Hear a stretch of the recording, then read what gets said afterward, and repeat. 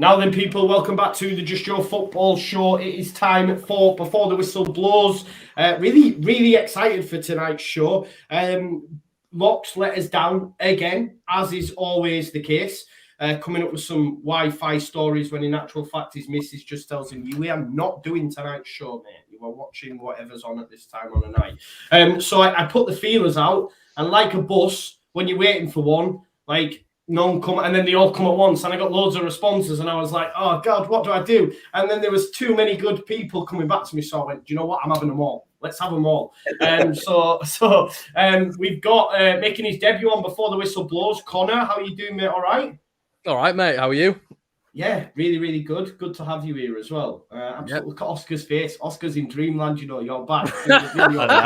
You are. I didn't want to tell him. I thought I can't wait to see his little face. That sexy mank pilot up there.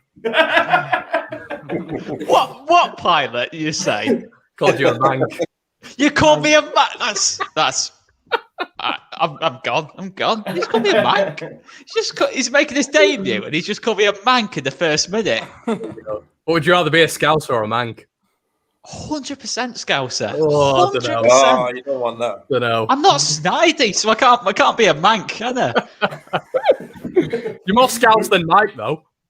Yeah, this is true. Yeah, I knew that was coming. It's not bad for a man that's never lived in Leeds in his life, eh, Connor? You live in fucking York, son. You live in York. You're not even fucking close to Leeds. You have to drive an hour and a half to get to the fucking ground. Jimmy's Hospital. Where the fuck's Jimmy's Hospital? What the fuck? Yo, I've had this out with Connor before, actually. He has shown me his birth certificate. Do you remember when we were having that Barney and he went, I was born in Leeds. I was going, give over, man. And he went, birth certificate. There you go. Yeah, yeah. Still drinks Yorkshire tea and says he's not from Leeds, though, don't he, dickhead? Great stuff. Great to have you here, Mike. Great to have you here. KG in the house. How you doing, mate? All right? Yeah, all good, man. I see a few familiar faces from the previous stream I was just on my channel. So hello to everybody and hello to everyone in the building now.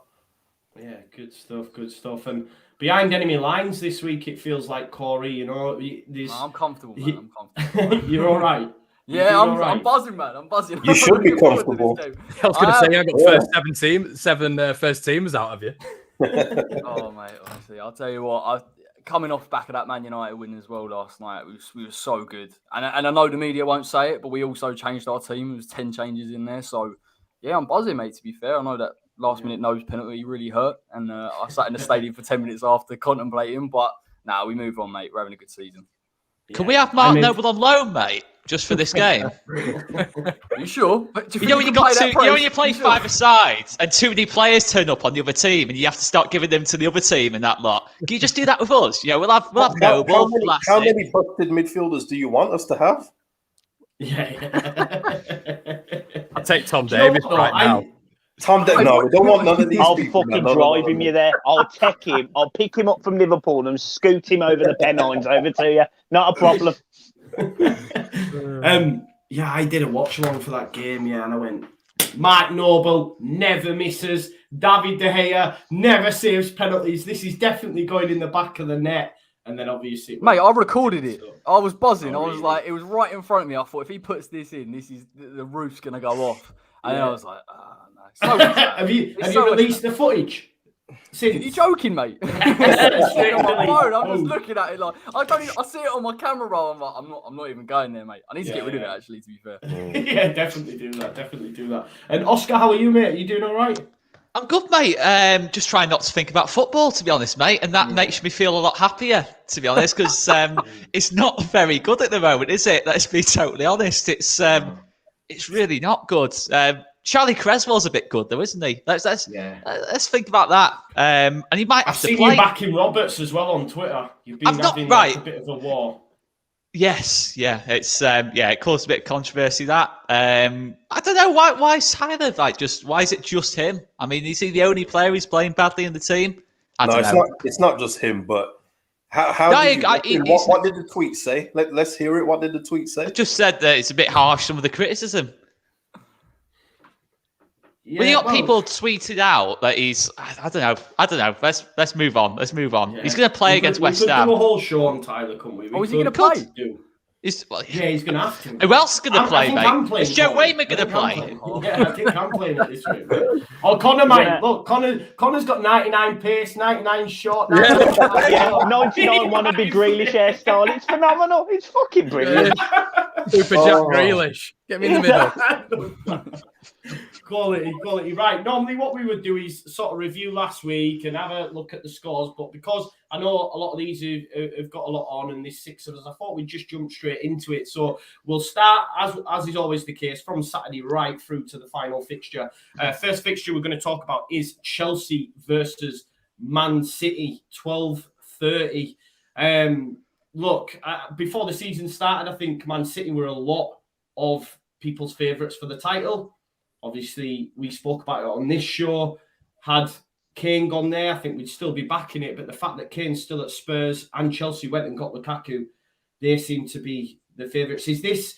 I see you nodding your head, Mike. We'll come to you first, mate. Is this Chelsea win this that really puts them in the driving seat? Or is it too early with just 6 games played after this weekend? No, I think with Chelsea, I think last season they were a decent size, but certainly under Tuchel or whatever his fucking name is. He managed to build a very solid Chelsea team, but at times he lacked the sort of top man cutting edge at times. Obviously, he won the Champions League, so they weren't bad. But now he's got a world class centre forward. One that really honed his skills in Merseyside, best team on Merseyside. Lukaku changes it for me. He turns them from probably second to favourites, and I actually think they'll run away with the title this season. I think Manchester City have, although they've been decent, they've also looked poor at times. I thought they were poor the weekend. Obviously, they could have lost to Southampton at certain times during that game.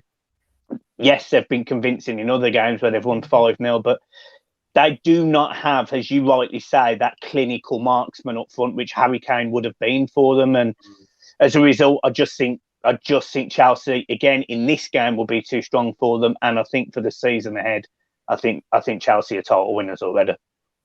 Yeah, KG, I spoke after the Spurs result, and I know it's Spurs, right? But I just look at Chelsea throughout the season so far. I just don't see. Have they yet conceded a goal from open play? I'm not sure. Have they? I don't think they have they?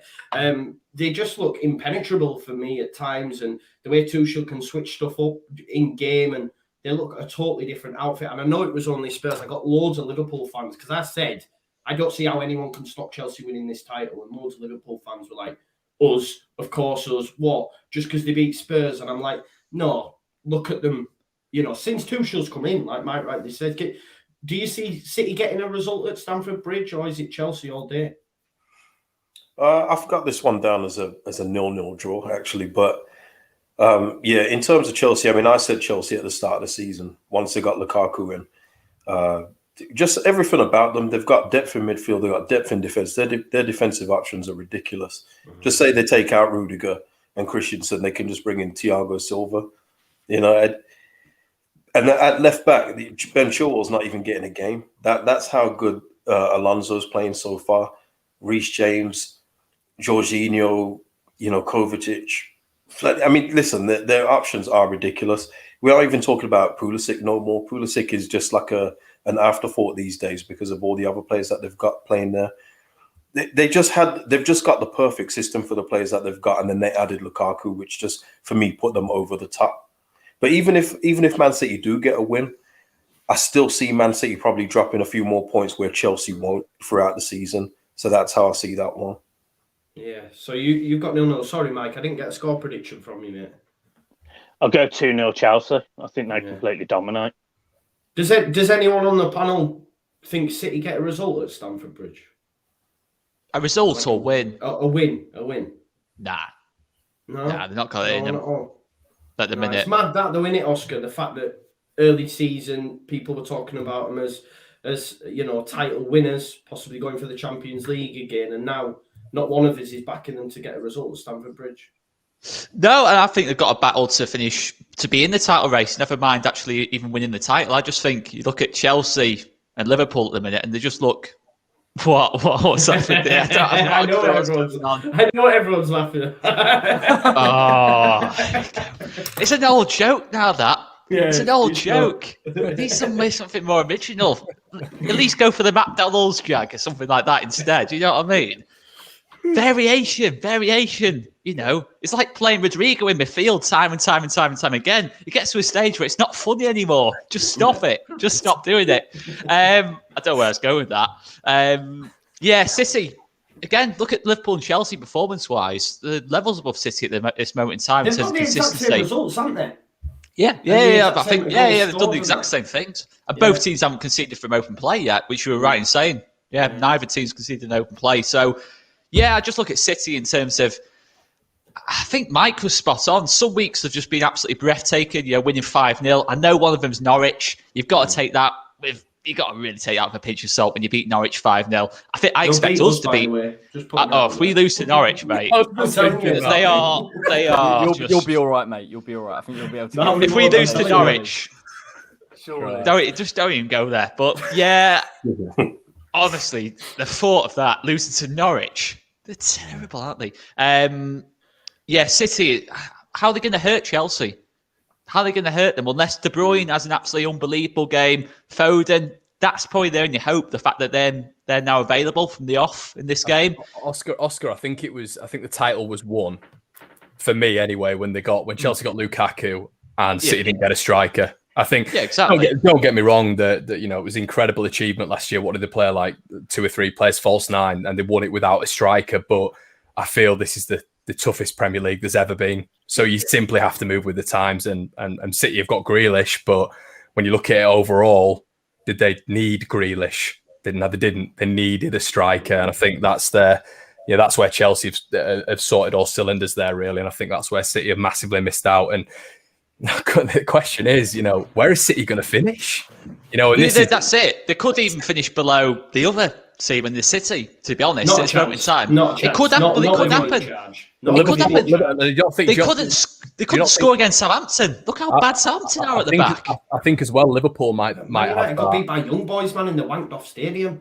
This is what about Liverpool? Liverpool might be a good shout though, in terms of just pushing them all the way. I don't know if City will be able to keep that. Fucking no chance. Don't even talk like that. The thing is, with City, Chelsea, if you said, Connor, they've added Lukaku. Arguably the best striker in the league, or one of the best strikers in the world. Whatever way you see that. Liverpool effectively have made a new signing in Van Dijk. He's come back into the team. He wasn't there last season, and he's just come in. He's just absolutely unbelievable, isn't he? In that kind of sense. Is Grealish? I don't know. In there, Grealish isn't comparable in that sense. He's not going to score you 20 goals a season. He's not going to make a massive difference. In that kind of sense, they already fine for creating chances. You've got to put the ball in the back of the net. Who's going to score 20 goals to City this season? Can I just jump in here, man? Because you guys are making Man City sound like they're a bunch of scrubs here. But who's going to score 20 this season for City, KG? Who's going to score 20? Listen, Chelsea won the Champions League last season, and their top scorer scored 6 goals. Like it's not always about that. They spread the goals out. They've got Ferran Torres, they've got Sterling, they've got Grealish, they've got De Bruyne. They've got Gundogan. They've got a whole bunch of weapons in there. All I'm saying is for the game only. I don't know where you guys just veered off into title talk. I just see Chelsea holding out and it being a 0-0. But you mentioned as well about who can make the difference. De Bruyne can smack one from 25 yards anytime he wants to. So he's not even going to get close, though, mate. I think. Yeah, but that's what I'm saying. That's what I'm saying in terms of both teams just cancelling each other out this weekend, in my opinion, anyway. But it wouldn't surprise me if Chelsea did win because they've got it in them. Obviously, they're my favourites. So I just see. But the way you guys are talking, like Man City are just a bunch of absolute scrubs. Yes, they didn't beat Southampton, but they'll probably go on and win the next 5-6 games in a row. That's what they can do. Have you seen the next 5 or 6 games, though, KG? They go to Chelsea, then they go to Liverpool. I agree with you, though. I think both teams, I think it might be quite a boring game, to be honest. I think both teams will be a little bit wary because if you lose that game, you're massively handing the initiative to Liverpool then. Massively. especially Chelsea, then all of a sudden they could be 3 points off, and that's does it's going to be like that tight. It does feel like this season, any point dropped, yeah, it's going to be absolutely massive. It's going to be huge in that top 4 race, isn't it? Yeah, I think City might be a little bit defensive, because if City lose, they're already what are they already back now? 3 points back already. I'm not sure. They're at least 3 points. They could be 6 points back, and you're not recovering for 6 points. I think even at this early stage, I just think it's that. I agree, and I think with Chelsea as well, they've got a really good record at City as well, haven't they? So it's like the reverse fixture. You're not expecting City to beat Chelsea at the Etihad either, are you? So that 6 points could turn into 9, could turn into 12 that gap can increase very, very quickly. Yeah, Chelsea just looks. It's the depth as well. I think the thing, I know we're talking titles now and all this sort of stuff, but even if you look at that starting 11 of Liverpool, it's an incredible starting 11. Arguably the best. But the depth is just, and that's why I think they'll fall short a little bit. Yeah. Tuchel's got Pep's number. Tuchel has. Yeah, I was going to say, Corey, I not just Tuchel playing. Yeah.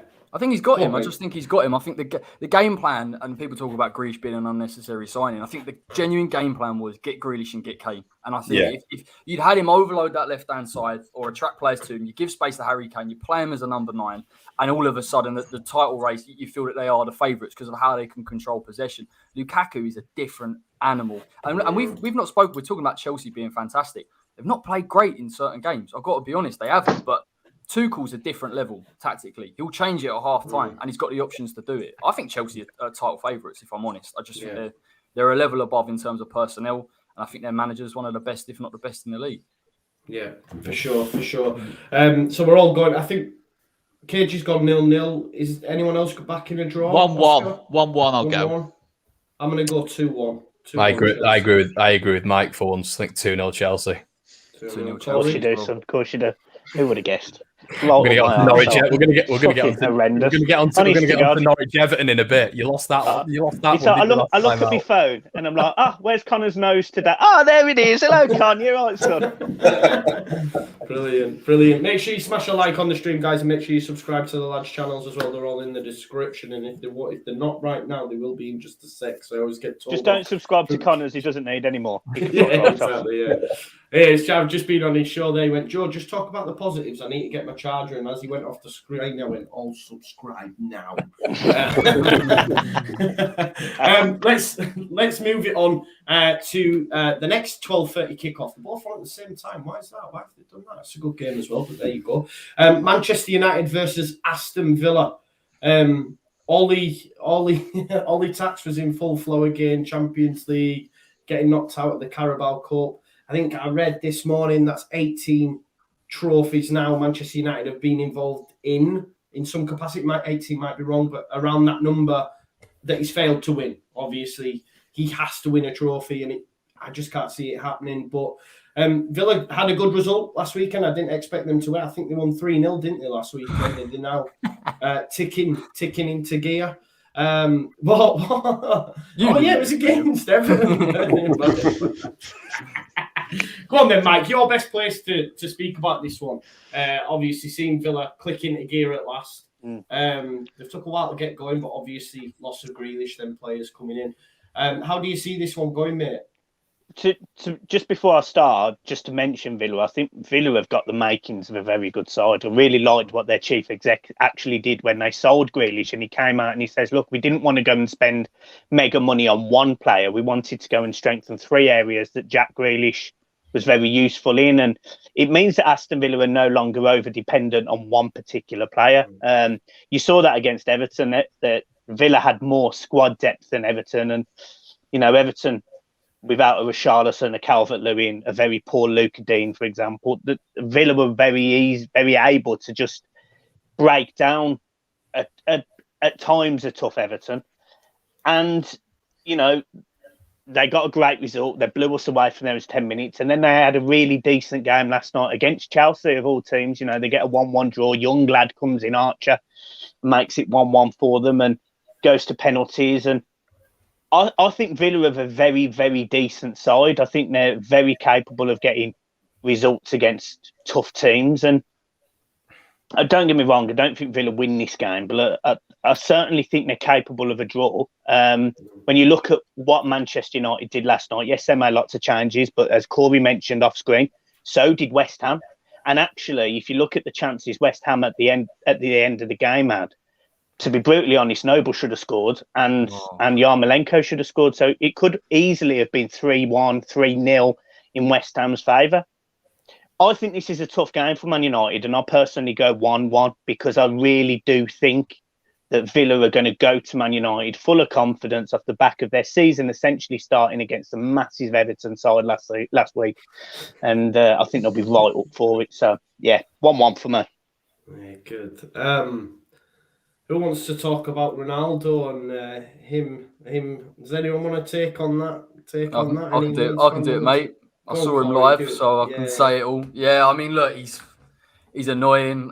He'll take any little bit of contact and try and get a pen. What I will say about him is he's nothing like the player that obviously we saw in the Brentford, like completely different. People building him up, Sky in particular, about his overall play. One thing I will say about him is his movement is elite. It's absolutely phenomenal in that final third. He reads the game incredibly well. He makes the right run.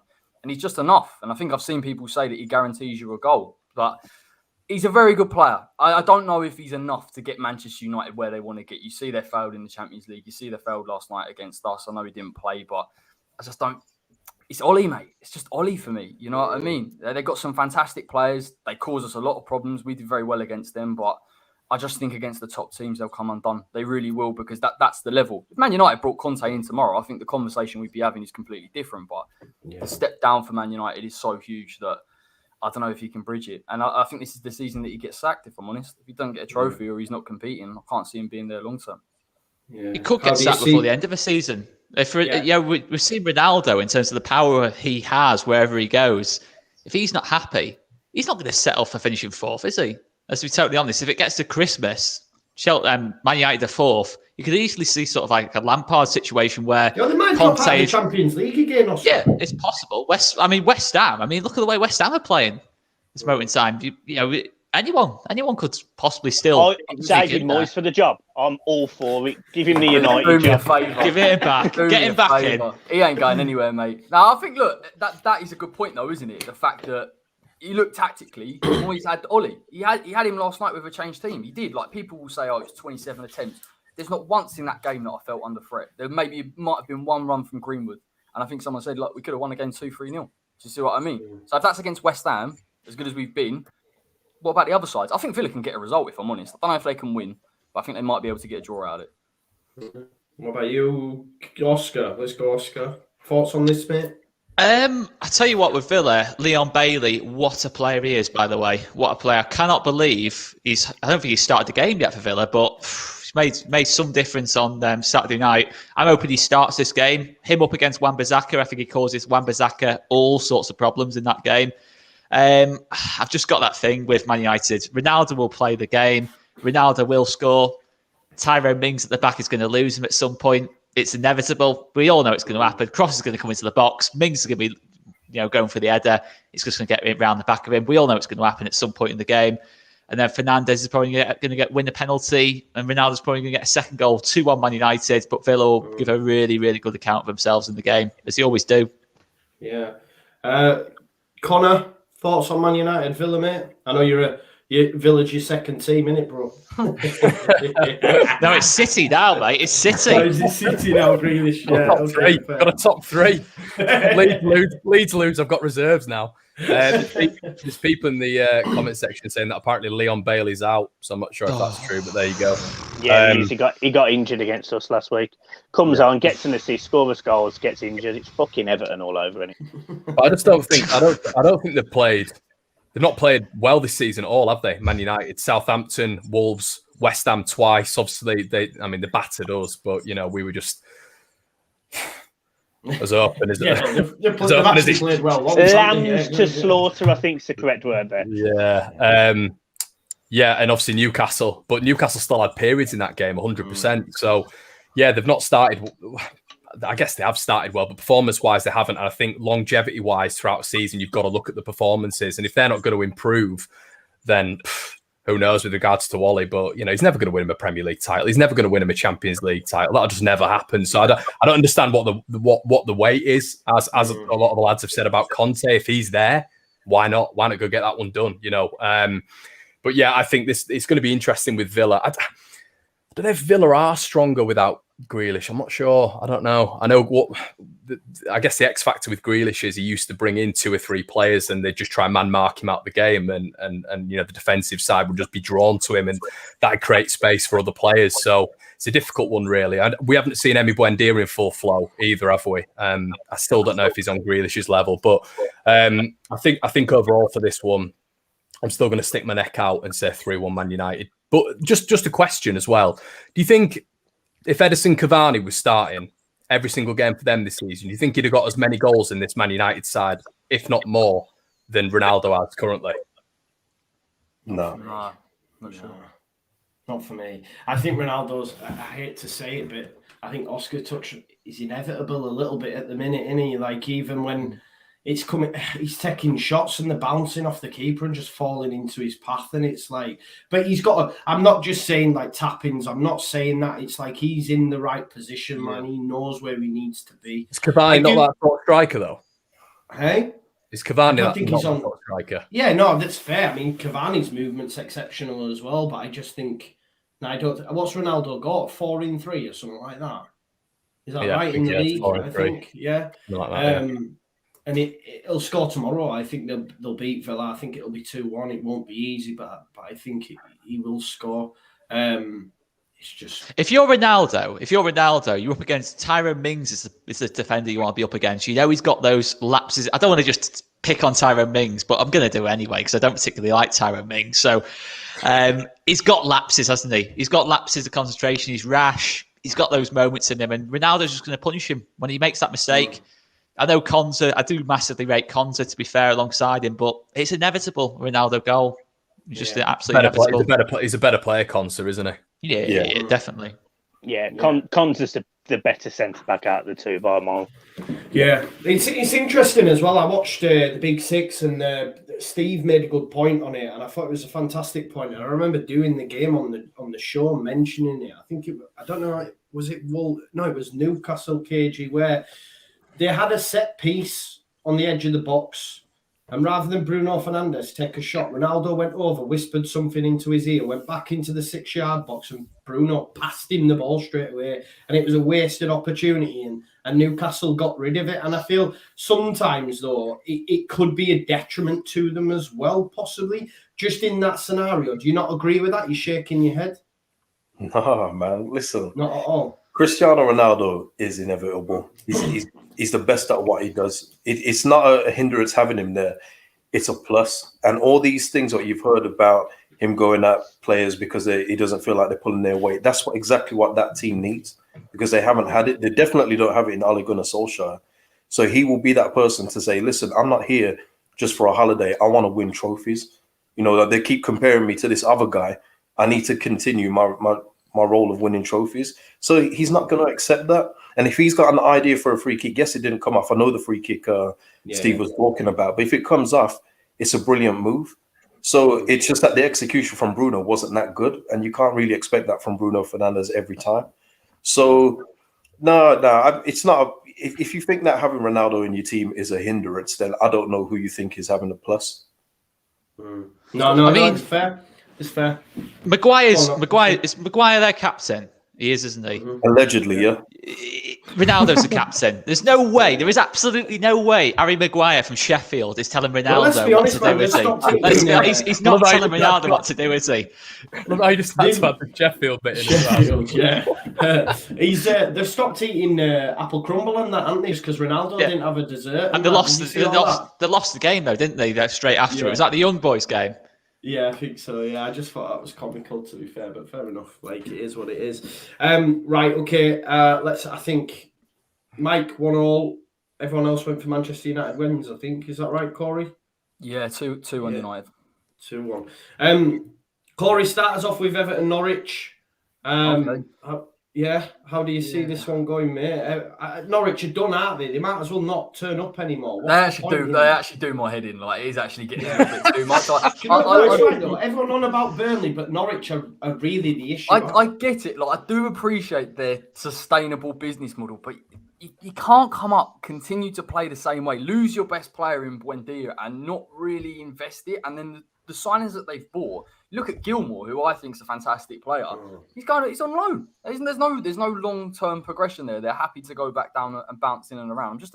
I'm a bit annoyed with them. I think Everton, Benitez is a good appointment. I think it will do them right. I think it will stabilise them. They need a bit of stabilisation. They do. Obviously, Carlo walking out on them was a shame, and obviously that kind of James Rodriguez love affair has ended now. But on a serious note, I think Everton should win this one comfortably. They really should. I think what I like about Benitez, and I would have had him at West Ham before Moyes, is he'll just get you organised. He'll get you organised. He'll work to your strengths. I know he struggled against Villa. He's playing Andre Gomez at one point up front, so I do feel for him in that sense. But this should be a walkover. I don't know what the status is on Richarlison and Calvert-Lewin, but I expect Richarlison to just rip him to shreds.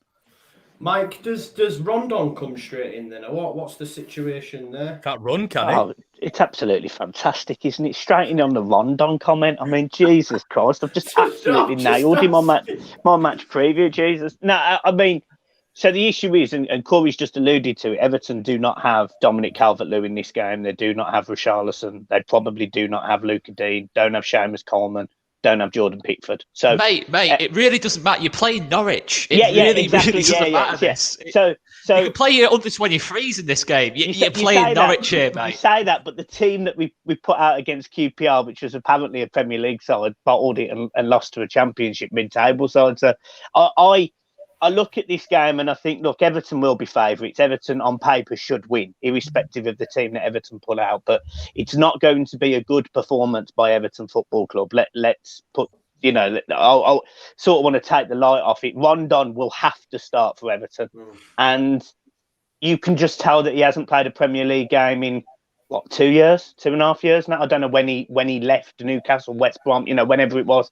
It's a long, long time ago now that he's played a Premier League game. And, it wasn't up to the figures of a cup tie against a QPR side, a mid-championship side. So he's not going to be up to a very good championship side in Norwich. I like that.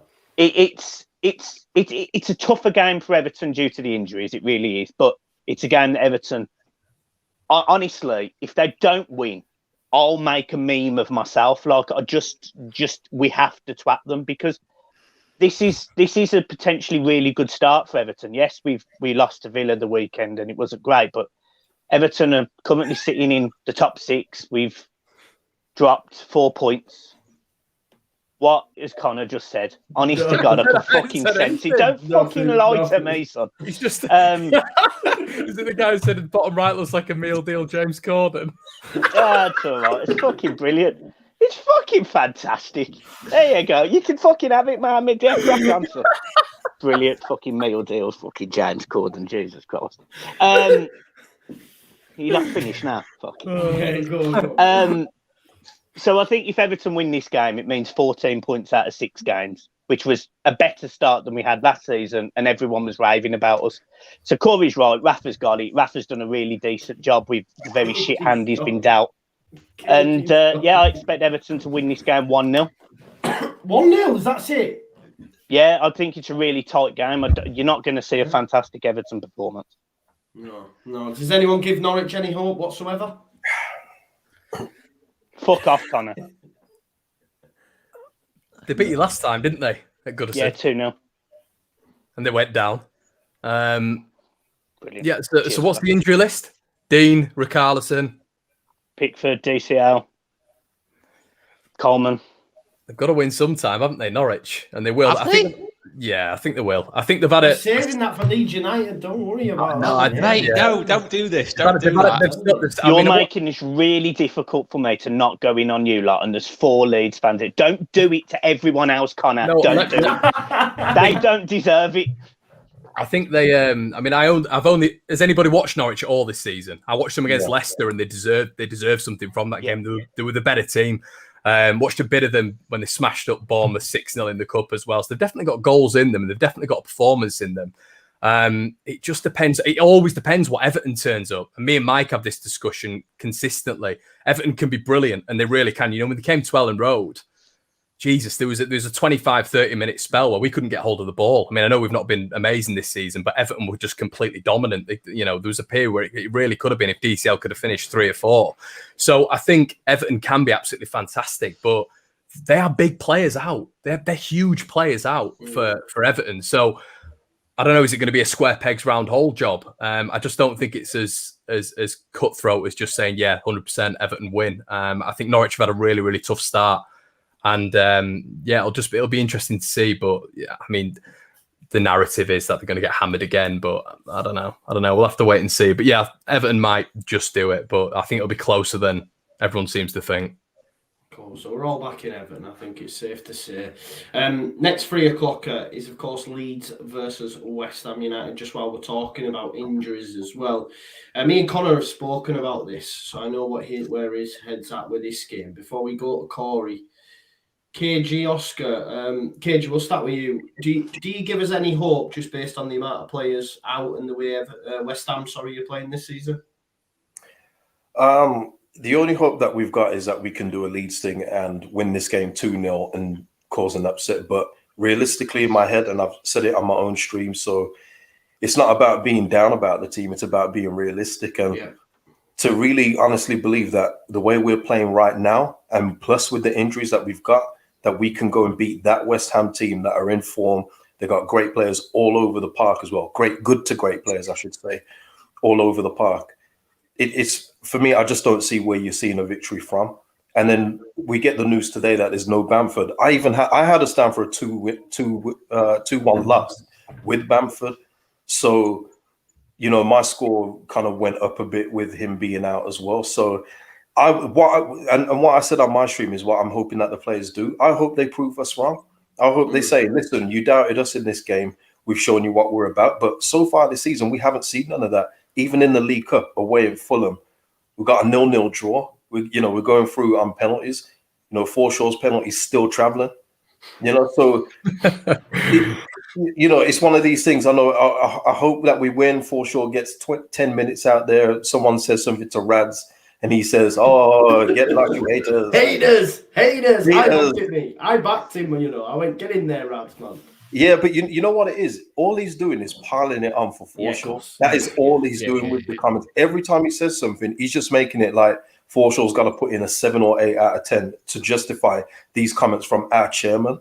You know, this is the head man. Someone needs to take his phone off him, 100%. And all that was a 0-0 against Fulham that we won on penalties as well. So. Yeah, I mean, for me, I don't see. And the player who was going to back him missed a penalty in the shootout as well. It's not great timing. It's got to be said. Yeah, and also he didn't even start that game. So again, when is he going to get a start? What game are they looking at putting this guy to start one? So he shouldn't really be going at fans. He should be looking at it and saying, I can understand where some of the cynicism from the fans are coming from. But ironically, that fan wasn't being sarcastic. I looked down and he was actually serious. He actually meant it. He was happy to see Forshaw out there. But I mean, really, he wasn't taking the piss. No, he wasn't. No, not at all. Not at all. He was face it 10 times worse. He was being serious, and then he posted Rads, and I was like, look on his timeline. He even said, "Look, I've got a picture next to Forshaw. I love the guy." Like, yeah. It was mad. And Rads went, "What? You hater? Support the team." Yeah. But just to quickly wrap it up, I mean, I do see West Ham winning this 3-1, and I think West Ham would be very disappointed not to get a victory with everything they've got. They've got Antonio coming back, who's going to be hungry to make up for that red card. Ben Rama's on form. Creswell, Soufal, Zuma's in the mood. God, listen, Souček, Rice, Bowen. And what are we going to do? I'm liking it. I'm liking the respect. No, listen. One thing that people know about me is I'm very realistic. I think we'll beat Watford next week. I do think that our wins probably go from there, but I just can't see it. But I want my players to prove me wrong. And yes, it was great to see Charlie Creswell get a game. I didn't see the game, but I saw his a few of his highlight reels. I love what I saw. I knew that's what he could bring. But again, asking him to come into a game like this. And just like Oscar said about Mings with Ronaldo, we're probably going to get the same with Cooper on Antonio too. Yo, let me put some respect on Cooper's name as well. Don't bring out that dead stat again, Joe. I knew he was going to say that. Don't do it. Get your stat sheet out, Joe. Let me do it, man. Don't bring out that dead stat. On a serious note, who is going to start centre back for Leeds on Saturday? I'm trying to. Cresswell. Me and KG. No, but why is it a dead stat, KG? What is the stat? So the stat is outside of the top six,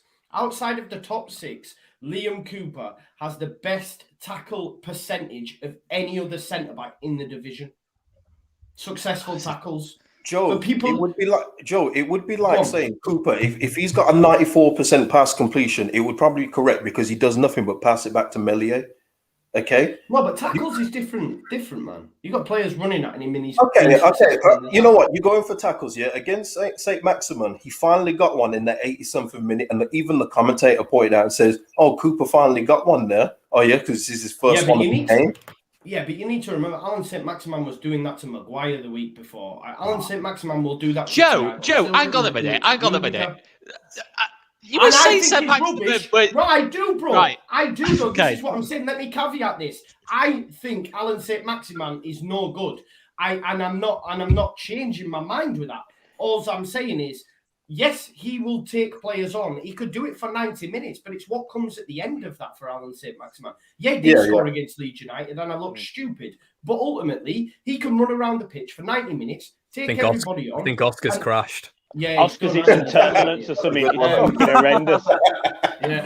The Ryanair flights ran out of Wi-Fi. Brilliant. No, but Joe, the whole thing with that Cooper thing is your eyes don't lie to you. And if you're going by the eye test, which is what I do, because I trust my eyes more than these stat sheets that tell me a player stepped on the pitch with their left foot first 100 times before the right foot. I don't care about none of that. I know what I'm seeing. And when we see Cooper, he's either holding on somebody so blatantly that everyone can see what he's doing. He's not doing it subtly. He does it blatantly, or he's just being run past.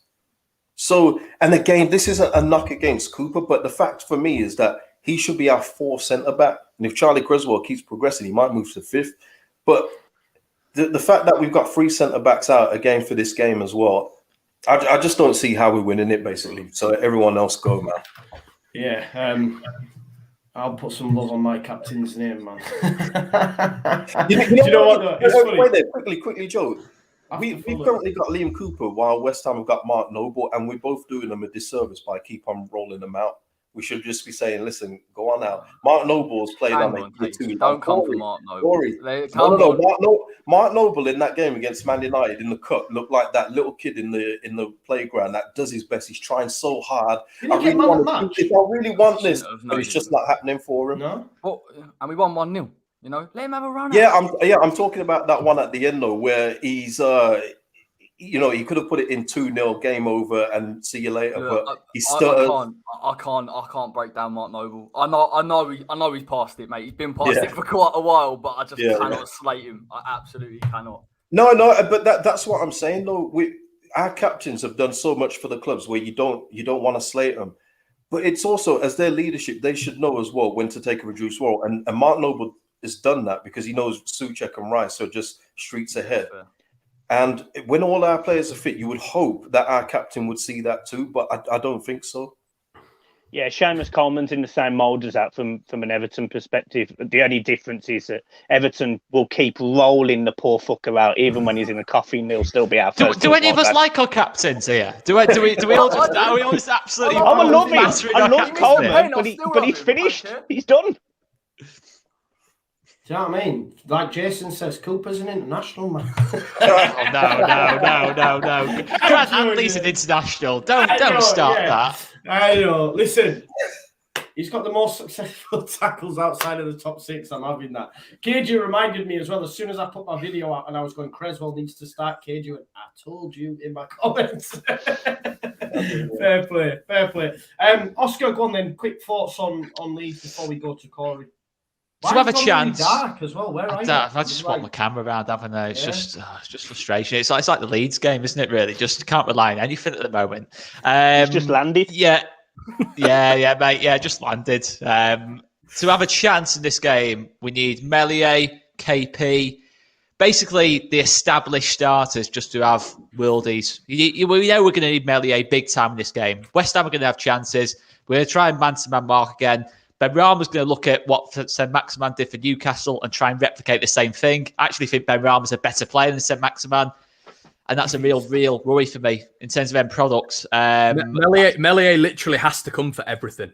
He's going to have to make 4 or 5 saves in this game for us to win it.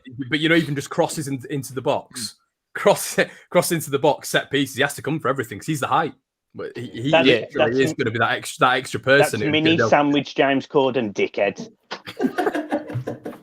It's true though. We're going to have to. Identical, man. He literally. I know your kids. Go on, Oscar. Sorry, mate. But yeah, he literally looks dead on.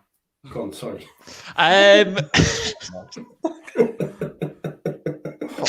What strange interlude that was. It wasn't really. I was just waiting to see where that was going. Kids.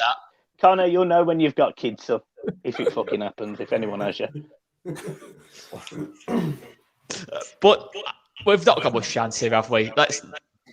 Let's be totally realistic. It's going to need a big one off Meslier, big performance off KP, and just Rodrigo to turn up, basically. Rodrigo to turn up and be the player that we want him to be at 27 mil.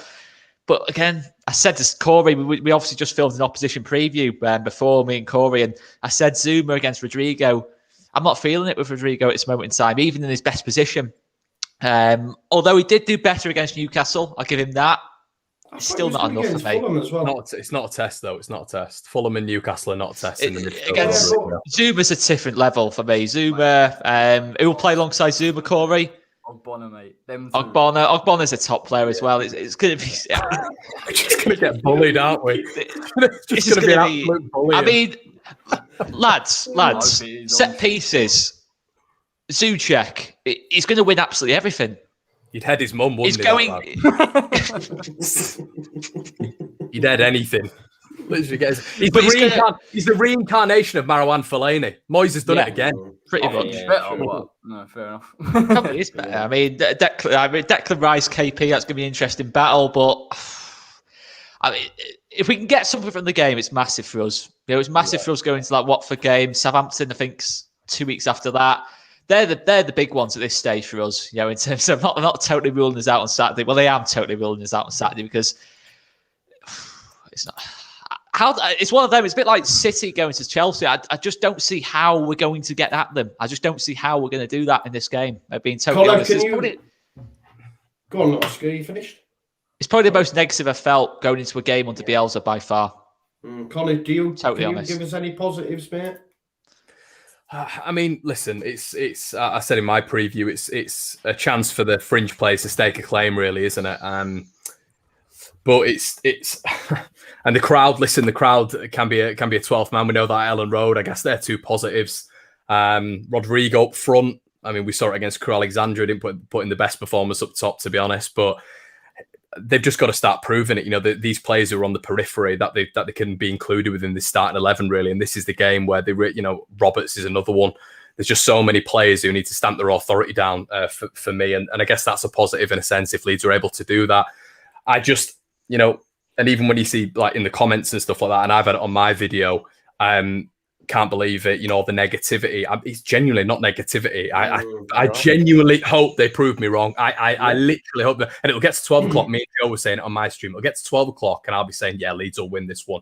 Just because it's optimism, isn't it? It's football fans, it's blind faith. You're about 3 pints in at that stage. Yeah, but I just think it's really difficult when you look at it tactically and you break it down. Yeah. To where we're going to win, like what aspects, if we're being positive about this, if where obviously as a panel we're deluded or whatever, or this, that, and the other, where do Leeds win this game? That's what I want to know. And listen, if we had those seven players readily available, and we knew that right now, I'd be definitely encouraged. But it'd still be a very, very tough game. We saw that last season. We played them twice last season with a very, very strong side and they had our number completely. So with 7 players out, 7 of our key players, bearing in mind, our focal point in Patrick Bamford, Rafinha potentially, Jack Harrison.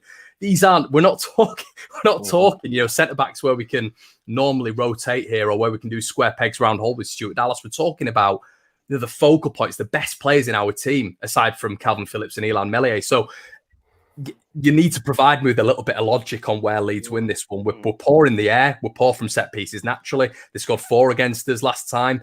They're going to expose us centrally. They're going to put last time out at the West Ham Stadium. Issa Diop was marauding into that midfield and it was causing all sorts of problems. We weren't tracking him. I don't see Leeds. I mean, we've not seen anything this season to indicate that that's going to improve. You know, we've still seen centre-backs. I saw Yerry Mina doing it. I didn't think Yerry Mina could play football, to be honest, before that game, but he was marauding, you know, some excellent touches through the middle, and he was brilliant. But we enable centre-backs to do that, so they're going to fill that midfield up, and Leeds are going to really struggle. I don't understand how anything's going to be different to that. Maybe you guys will be able to... Maybe I'm wrong. Just quickly, because I've got to jet in a bit. But just like someone is saying, they're playing the counter attack, and that's all well and good. But as soon as we lose the ball, and we will do it if we're going by previous form, Ben Rama, Bowen, and all these guys are going to swarm up the pitch and punish us. It's not even going to be funny. We're a different level. We're a different. Can I also say, from a Leeds perspective, and this is just because I when I was at Ellen Road and. The Leeds fans were brilliant, by the way, so you guys were absolutely fantastic. But I got speaking to one particular Leeds fan, and Leeds fan seemed a little bit disillusioned, not deliberately necessarily with Bielsa, but there wasn't necessarily that love of Bielsa that I've seen in previous seasons, and that was because of the squad depth that I think Leeds have essentially not got, because Bielsa seems to have really like having a small squad and not necessarily bringing in players who don't fit his particular style of play, etc., etc., etc. Do you guys think, as Leeds fans, and obviously there'll be people taking a piss at me in the audience, but do you think that the squad depth is an issue because of Bielsa, your chairman, or is this just a really unlucky state of affairs that Leeds are currently in? As to why you haven't got more options, if you get what I mean, for this game. It's all of it. It's all of it because, you know, you'd never bank on 3 v 4 centre-backs being out for a start. And then 2 of your first-choice wingers being out and your striker. Like, that is something that you can't plan for. But the depth is a Bielsa thing too, because he doesn't like a big squad. He likes to draft in people from the under-23s, which is why we probably will see maybe Drama, Shackleton probably at right back, possibly Creswell, some of off the bench though, KG. The only players we can turn to is under 23s in this game.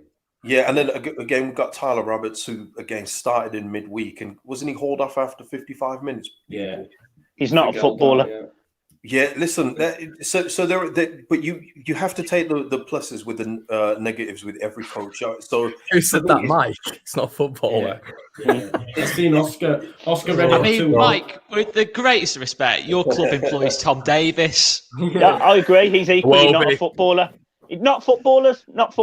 Like, I have seen nothing from Tyler Roberts that makes me think he's anything other than a championship player. It's exactly the same as Iwobi and Tom Davis. 100%.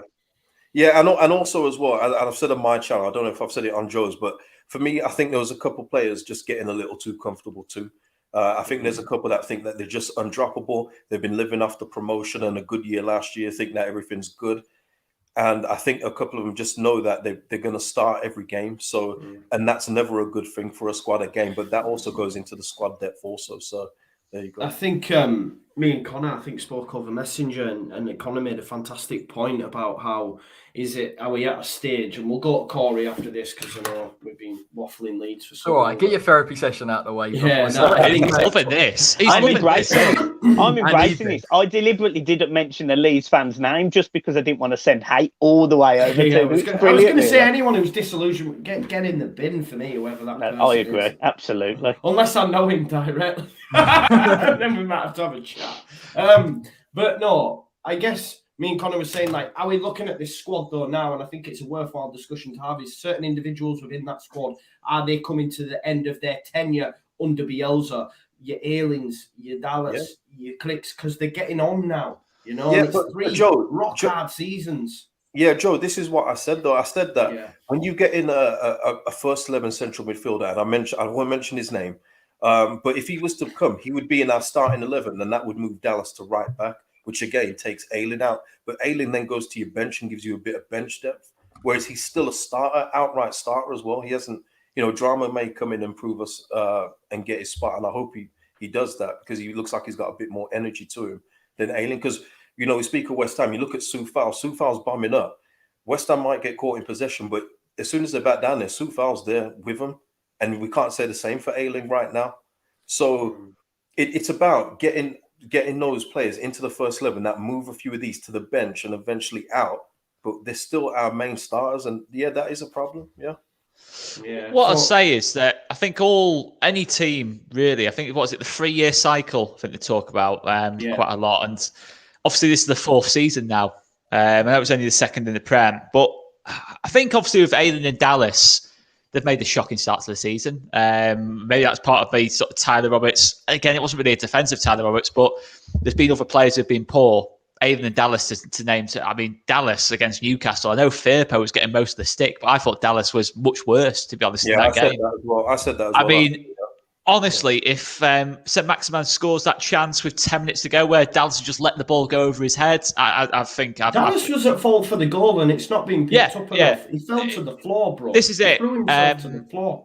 But I think players like Ayling and Dallas probably have bought themselves enough credit for a couple of games. But having said that, you can't stand still. What we've done in the past, if we're being honest, doesn't matter for anything now. This is a totally different season. The league is constantly improving, and we've got to look at that situation. But yeah, it's a hard one, isn't it? I think obviously we brought in James, Firpo, and a couple of other players like that. But maybe we did need to do that a little bit more. Looking back at it, maybe that was, when we finished 9th, the chance to really, really go for it at that point. I know we're only 4-5 games into the season. I've got to jump off, but just before I go, I will say as well about team spirit, because I know a lot of people say don't dismantle the team. They've got great team spirit, but we're not Sheffield United. Don't get me wrong, but even when things start going wrong, that team spirit don't count for nothing. Okay, because then you need quality on the pitch to see you through. Team spirit only gets you so far. Because when you start losing, everyone starts looking at each other like it's not me, it's you, it's you. So team spirit is all well and good, but if you're not getting results, that can soon crumble too. But I must go now, so I will catch you fellas later. All right. Peace out, KG. Thank you for coming on. Legend. Cheers, man. Corey, is there anywhere you're concerned from a Leeds United perspective, or do West Ham fans think because of how many injuries they got, they've been shite this season? I'm just thinking the conversations you'll be having, we've got this in the bag. Yeah, I got to be honest, I feel like that. I think the rotation yesterday, and we could talk about the performance, because I thought this team, particularly in terms of squad depth, players getting used to our system is really important. But the fact that we rested Declan Rice, Thomas Souček, both absolutely knackered. They played back-to-back 90 minutes. Antonio is the first time we're going to see Mikel Antonio against this Leeds side. And I think we just come on a different level this season. I've got to be completely honest. I think Bowen's taken his game up. Fornals taking his game up. Zuma is an unbelievable signing. When you actually watch him live, he's really into the game physically. He's very good. The only player that I can possibly think of, if Bielsa does this, is maybe Dan James against Creswell. If we press a little bit too, that's the only way. But I just think we're so good at getting back into our shape. It's like so good. Like we're basically built for that. Protect the wide areas, get your attacking midfielders back, make it difficult for you. I think this is a game where West Ham, I feel, are going to put you to the sword. And I think Moyes will want to do that as well. I think but I've got to be honest, I just think the mentality of this team, last season we were a counter-attacking team. There was no doubt about it. And there was no real ability to change that game plan. Now we're playing on the front foot. Now we're using our fullbacks a little bit more. We can break you down in different ways. Defensively, we're better because we've got Kurt Zuma in there. And I think because you've not got Patrick Bamford, you've not got Rafinha, you've got no player on the counter that I think West Ham will be panicking about. Seriously, I get it. I look at it and think, if we had Craig Dawson, I would be a bit concerned. Because if he wanted to go and play higher, then someone's going to get in behind him. Bamford's movement's fantastic, right? But you're telling me there's no striker. You're looking at Tyler Roberts maybe coming in. And you've got Kurt Zuma and O'Connor. I can't see it. I can't see it for the life of me. Can I just mention something? And as you know, Corey, I really like West Ham. I'm just trying to add a bit of a balanced potential view.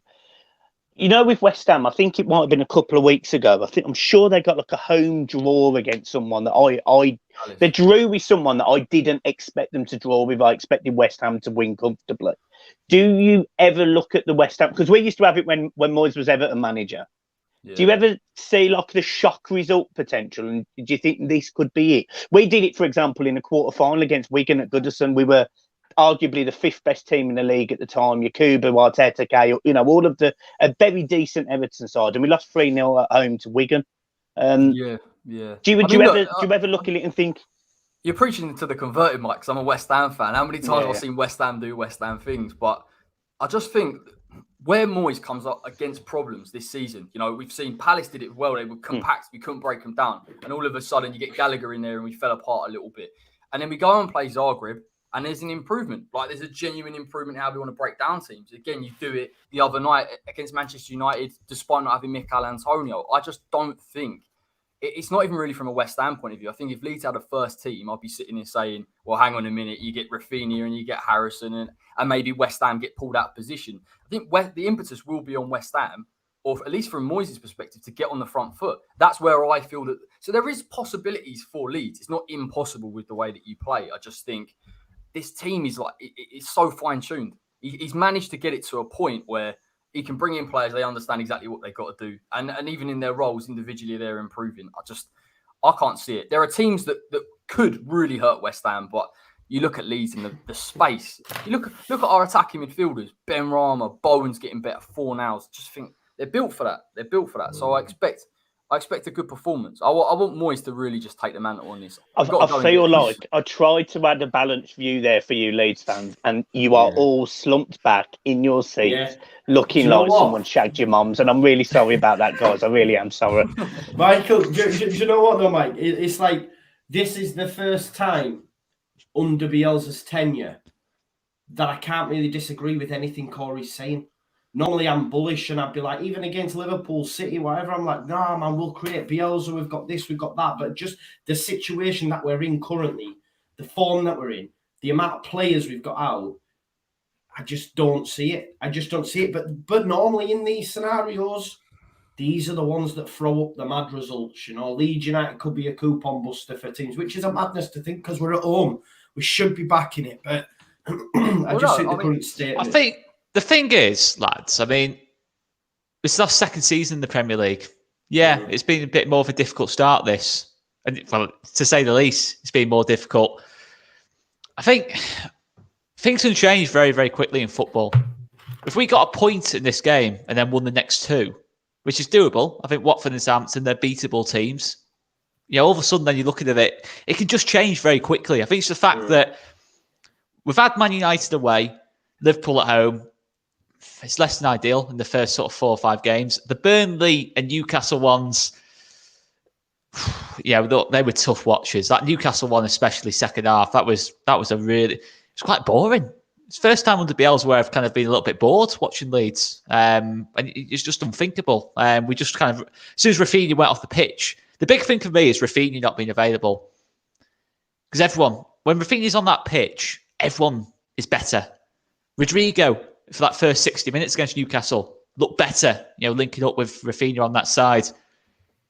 Bamford looked better with Rafinha on the pitch. I'm just thinking that, where's that moment of magic coming from without Rafinha? That's a concern for me. But we're still in our second season in the Premier League. I think we all kind of accepted after that Man United game that it's going to be a tougher season. And it is going to be a tougher season. It's a fact. We're not going to finish as high as 9th. We're not going to finish that high again.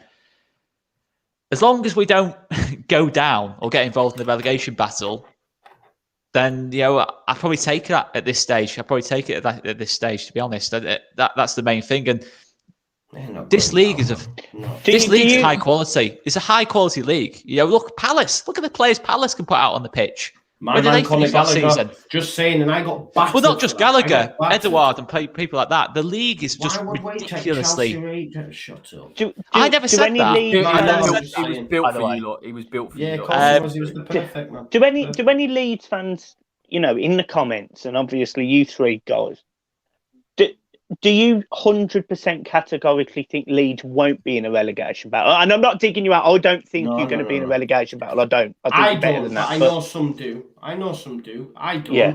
I don't. What I will it's too say early. Is it's just too early for me. 10 games because. But we can write off Norwich.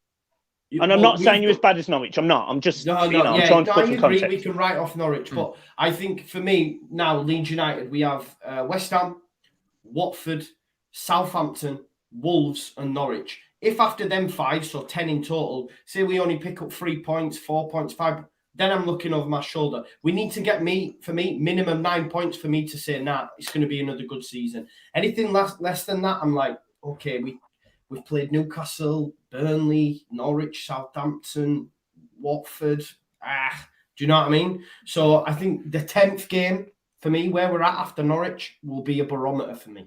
It's Newcastle for me. Newcastle was the game for me where I watched Leeds and I thought, hang on a minute, there's something. But we should have battered them though, Corey. This is what I'm saying. That's exactly what I thought. You had so many chances. They gave you the opportunity, and don't get me wrong, you did. And Rafinha, that sort of cross was unbelievable. It went in the end. But the fact that you allowed them to get back in the game and it was so open, I'd worry about that, because you think about counter-attacking sides, they'll look at that and think, hang on a minute, just sit deep here. Yeah. Okay. Brilliant, Bandy. Fantastic stuff. He's on wacky backy, his Bandy for sure. I would worry though. If it goes on, then I would worry, because then the players are going to start looking at it. And when you don't pick up points and games that you should win, then your team starts looking around and thinking, hang on a minute, this is going to be tough. I know there's fans, I can name them. There's one of them in the chat, he won't mind me saying it. Chikanji. He thinks we're going to get relegated.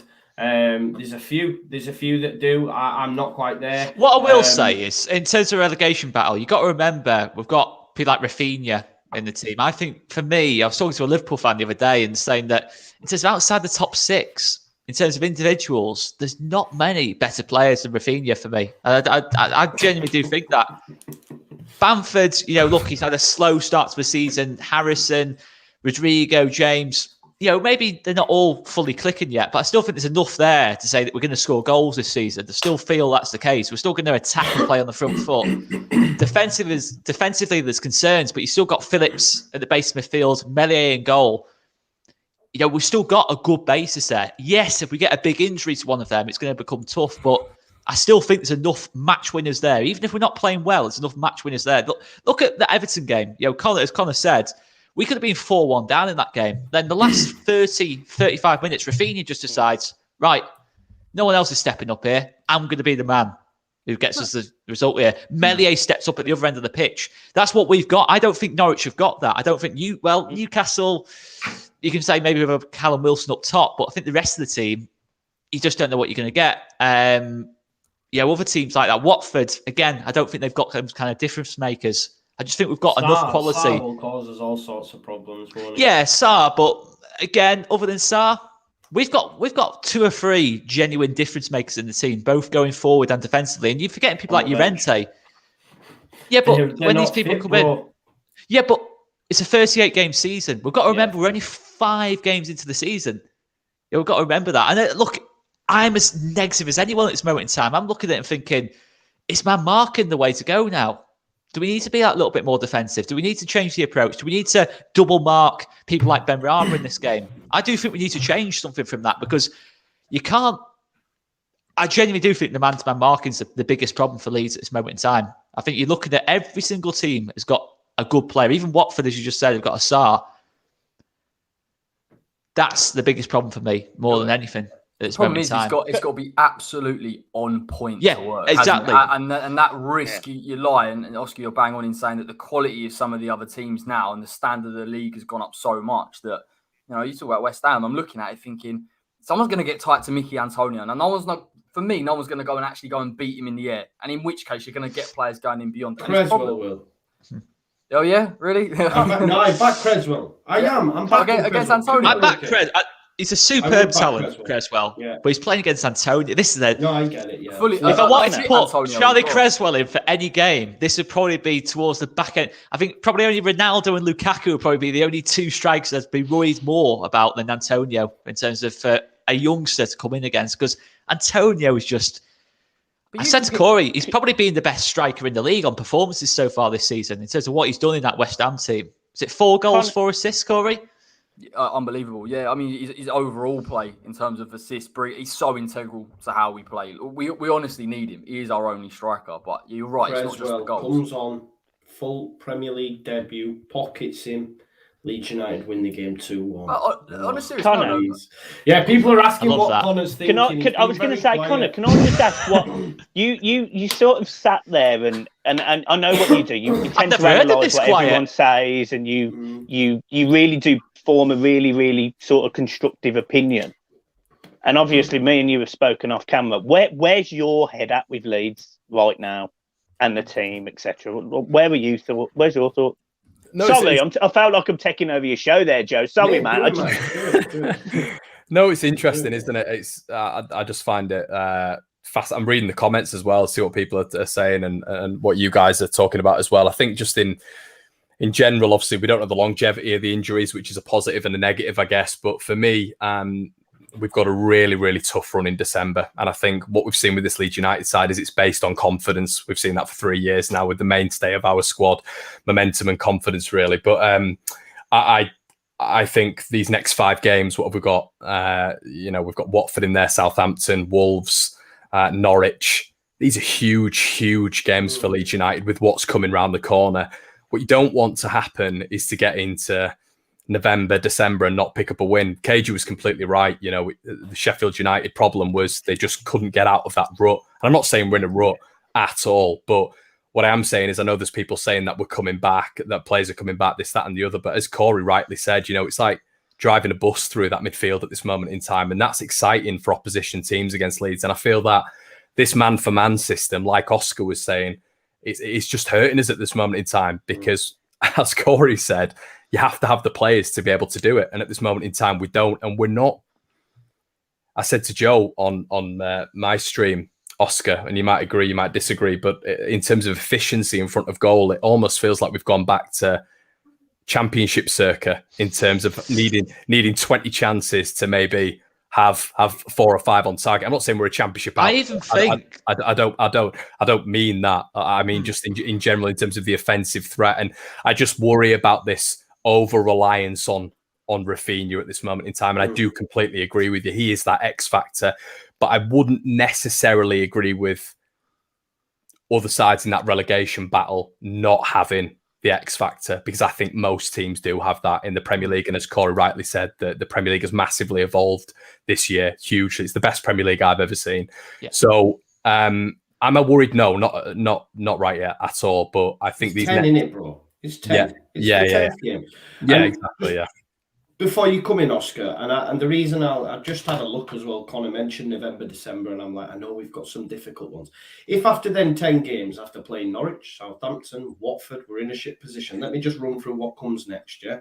Leicester, Spurs, Brighton, Palace, Brentford, Chelsea, City, Arsenal, Liverpool, Villa.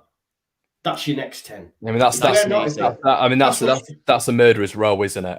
And that's you'll beat Spurs. Don't worry, man. And it's not. Listen, it's not all negativity because towards the back end of last season, we were excellent. Won 7 out of 10 games, but we were pragmatic. We changed a little bit. And Corey and Mike, you might have seen it. Leeds were a little bit more defensively resolute. We played on the counter attack and it was almost like we'd figured it out, but the start of this season almost seems to have completely reverted to type A again, and it is a real worry. I think teams are a lot more aggressive with us at this moment in time. I thought that with Burnley, I thought that with Everton in terms of pressing us high, and Leeds aren't great I mean, we've not been good in the Premier League in the midfield and attack in terms of retaining possession. Even last season, we were just so much more clinical.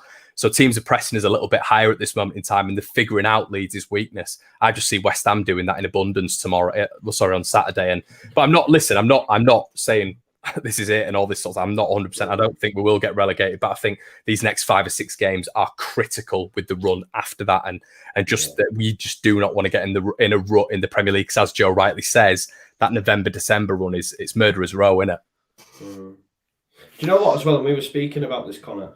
It's going to be really interesting because this will be the first time, as I know this doesn't have any bearing, but as content creators, that Leeds United could go through a bad patch because all we've had is Bielsa and promotion and everything gravy and everything rosy, and now we're like, oh shit, what if he goes? I was going to say that. We've Leeds' backs against the wall, and say you do have. Look, I hope you don't. I really like Leeds, as I said, but say you do have a rough next 5 games and you do go into those 10 and I'm not saying sack Bielsa by any chance. I'm not, but you've not seen Bielsa necessarily with his back against the wall, with the players having to fight. It's always kind of been an upward trajectory. Since Bielsa walked in, you've played very well under him. You had a great start to the season last season in terms of that attacking threat and goals and exciting football. And then towards the end, people just never give Leeds credit for the defensive solidity that they had. I mean, I think it was something like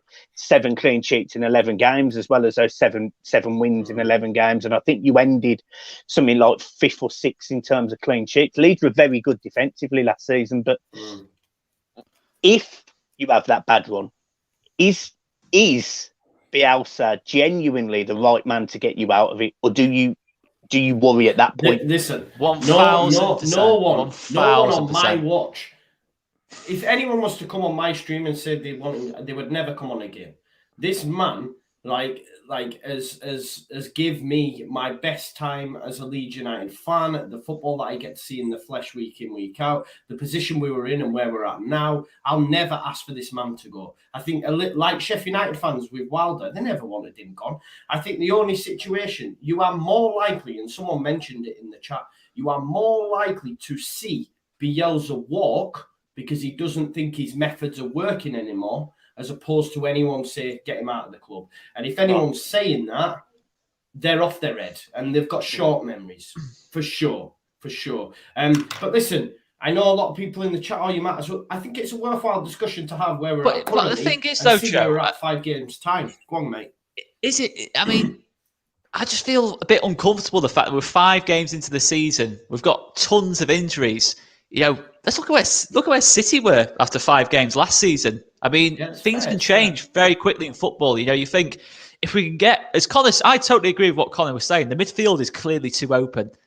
Anyone could see that, when the midfield's too open. And if I'm being totally honest, I don't think that midfield that started the Liverpool game, the game against Newcastle, or any game this season is Bielsa's first choice midfield. I still think the first choice midfield, when everyone's fit, everyone's fully integrated into the system, is Phillips, Click, Dallas. I still think it's quite it's not. I genuinely do. I think it is. It's not. Well, why didn't we go? Why didn't we push? No. It's Rodrigo. Rodrigo. Hang on a minute. No, it's Rodrigo, bro. From an outside perspective, just one thing to say. From an outside perspective, the one signing you needed, in my opinion, was at least one centre midfielder. Yeah. That's from an outsider perspective. I think you really, really desperately needed an absolute Rolls Royce in the middle of the park, and I agree. You didn't get it.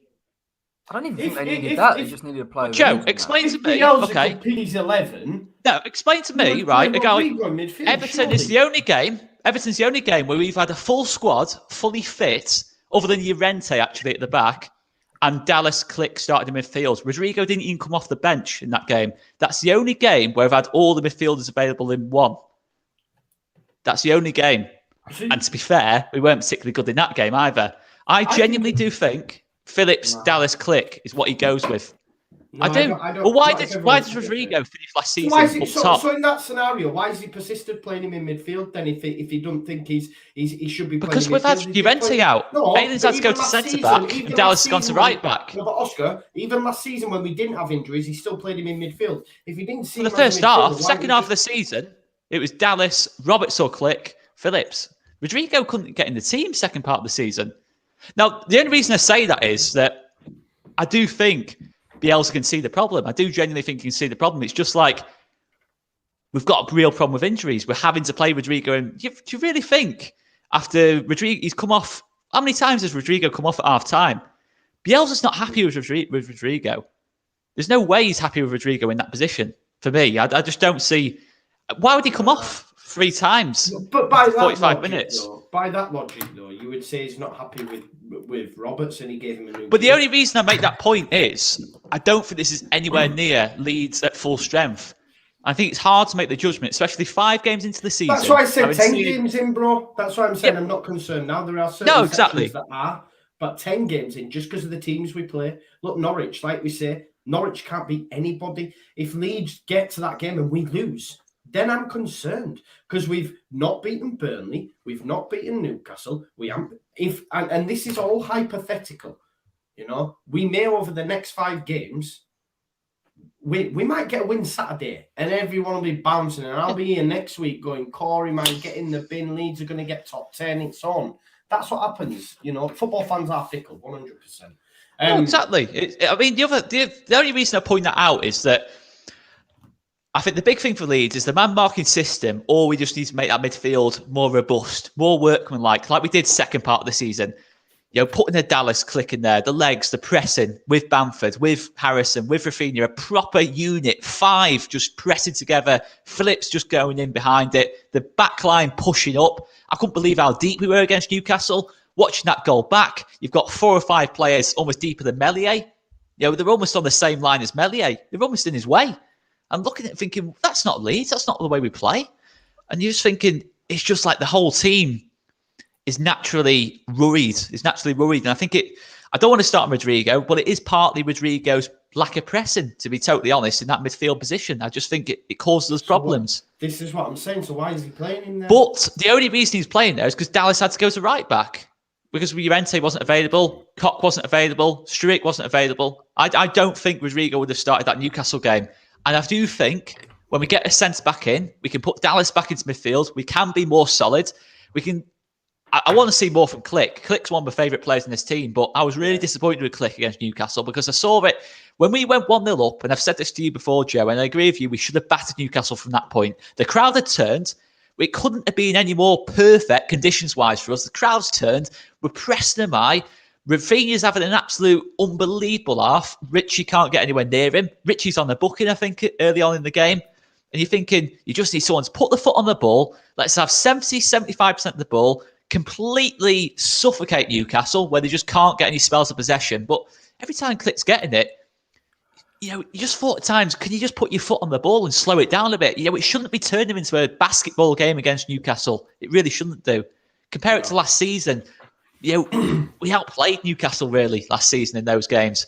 And that's the frustration for me, is the midfield. You know, it's fair to criticise the defence. It's fair to criticise the attack. But it all comes from the midfield. If we can keep possession better, you get more chances to attack.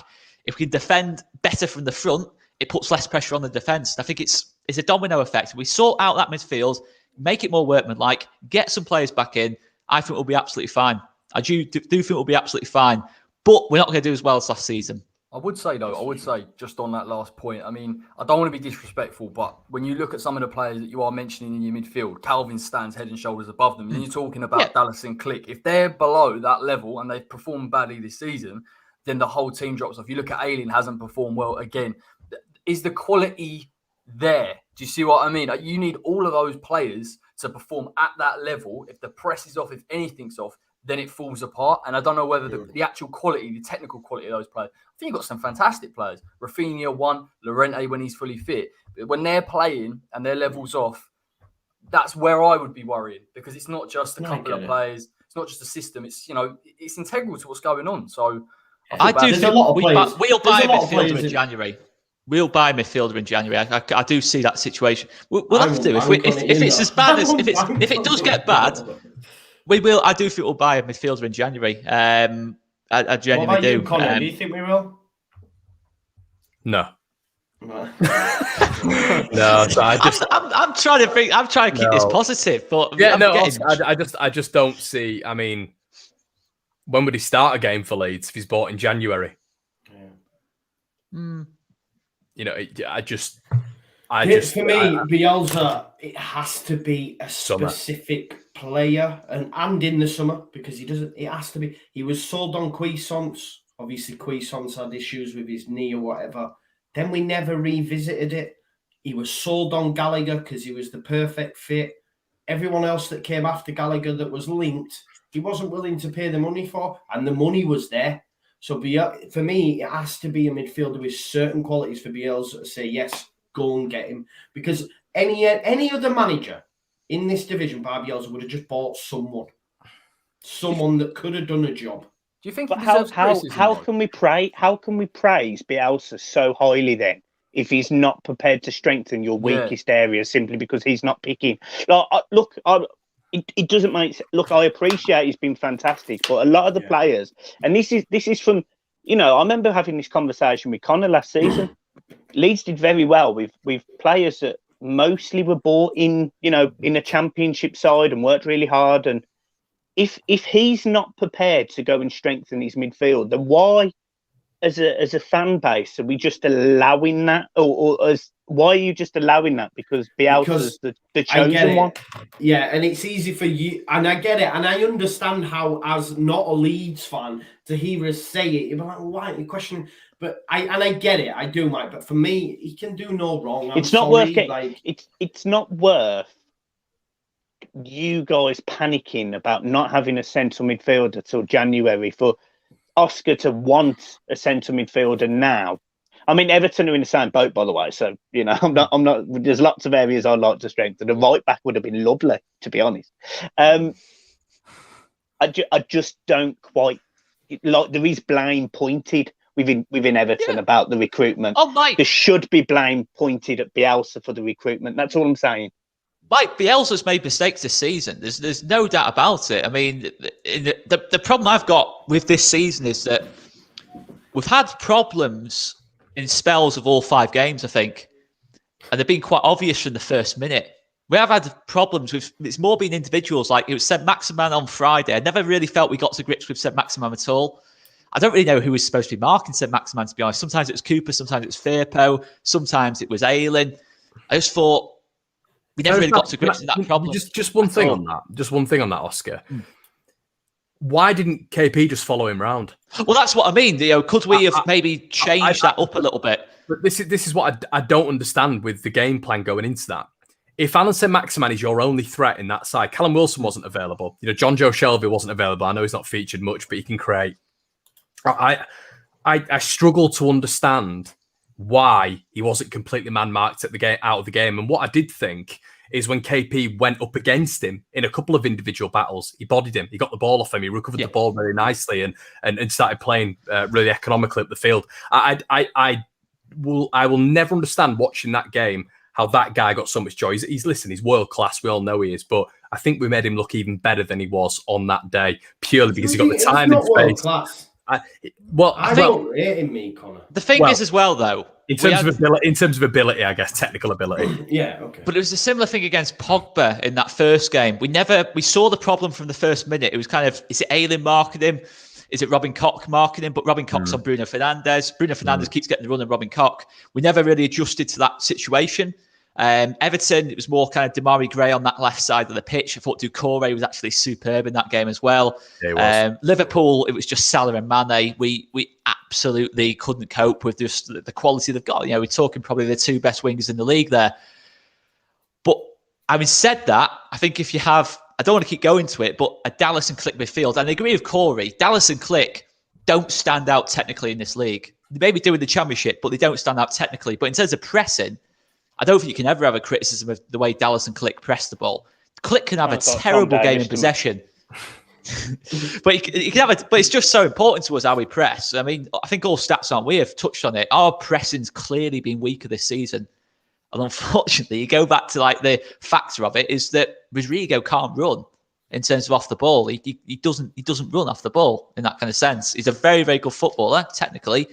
But he has to do more for me in that kind of sense. It's such a frustrating thing, isn't it? Because you've got a player, it's massively frustrating. Who was Spain's number 9, who when he technically gets the ball can be the best player on the pitch, but he just doesn't fit the system. And how interesting is it that it's so system based that you can get arguably the best player in the starting 11 or one of the 2 best player in the starting 11 who we're all calling for to be dropped. Well, there's a certain segment of the fans calling, when it's a starting 11, a full starting 11 for him to be dropped, even though technically he's completely gifted, but he just doesn't fit the system, and that can be massively frustrating because you understand why he was bought, but then you don't understand why he was bought at the same time.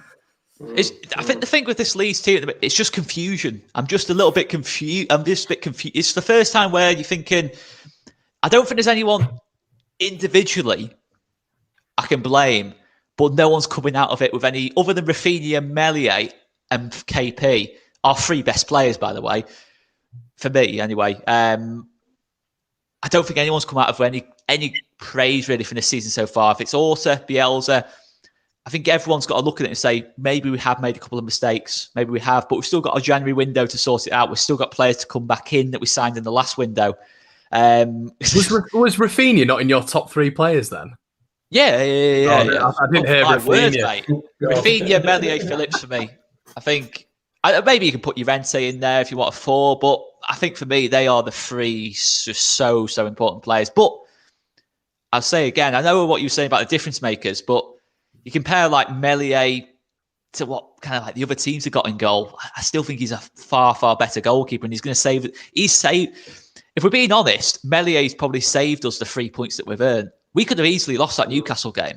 That save he made off Saint-Maximin onto the post. I'm not saying we deserve to lose the game, but we've got players like that. Richie as well. The Everton game. I'm not saying we deserve to lose those games necessarily, but they win your points. People like Meslier. Meslier won us a lot of points last season. I'm not going to go talk about I am going to talk a little bit about XG, but we actually overperformed for the first time under Bielsa last season on that. And that had been almost a laughing point in the first 2 seasons that we couldn't finish. Every single time a team had a shot, I could see if it went in the back of the net. We've got that difference now in terms of... And then... I know what you're saying, Connor, in terms of finishing.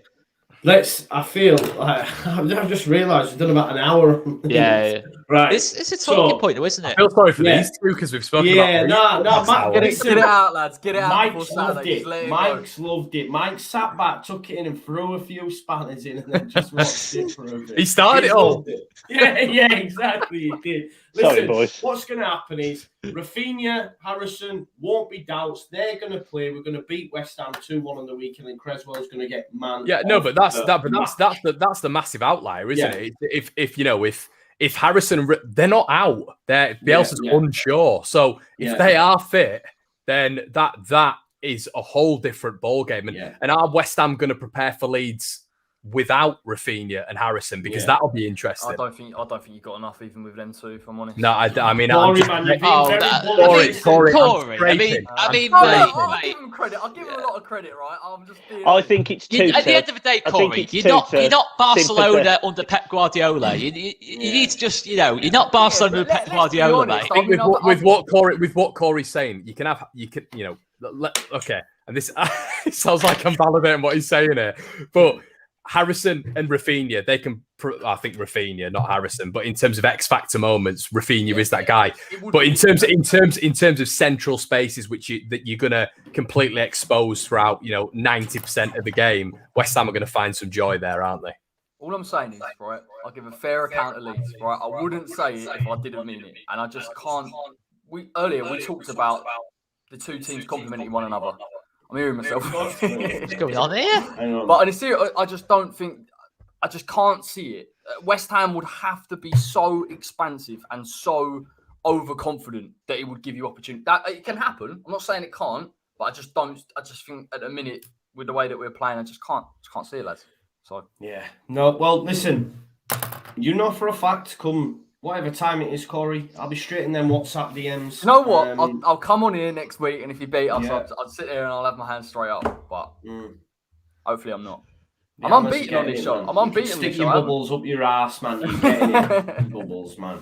Come on now. Come on. Right, let's get some quick score predictions on these next ones. Leicester versus Burnley. Leicester have been poor, really, by their standards. Jamie Vardy's got a couple. Burnley, I think they're probably still going to stay up again. Mike, how do you see this one going? 2-0 Leicester. 2-0 Leicester. Connor? Where is it again? Is it at Turf Moor? Leicester. Yeah, 2-0. I agree. Is it Filbert Street still, or is it King Power? It's Filbert. Do you remember King Filbert Power. Street? Filbert Street. Oscar. Muzzy, is it and that? Robbie Savage, Tony Cottee. Come on, Corey. I'm slipping, mate. Crap game. What a terrible game that is. 1-0 Leicester. Corey? 2-0 Leicester. 2-0. Cool. Watford, Newcastle. Relegation 6-pointer. I'm going Watford to win 2-0. Sarr and Dennis.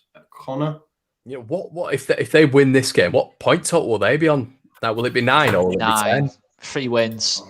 It's not a bad start, that, is it, for Watford? But we're playing next week. They're 11th. Yeah, they're 11th, 6 points on the board. It's not bad if they get another 3 points. I think I'm going to go for Watford again. I think Watford 3-1. I think they'll manage to shut down ASM, and I don't think without Callum Wilson, Newcastle are anything. And I think it's going to be Bruce out. Has anyone seen that clip of FIFA 20? Yeah, mate, that had me in a bit. Unbelievable, isn't it? He's going for it, mate. Where would Steve Bruce ever do that, though? He's like, he did it when St. Maximan scored against Leeds. It's brilliant. Right, Corey, if you give us a result. Nah, I fancy Newcastle to nick it. Yeah. I think they'll just sit behind the ball. I think St. Maximan's a big player. But I hear what people are saying about Sarr and that, but I think Newcastle 1-0. Cool. Mike? 1-1. 1-1. And Oscar?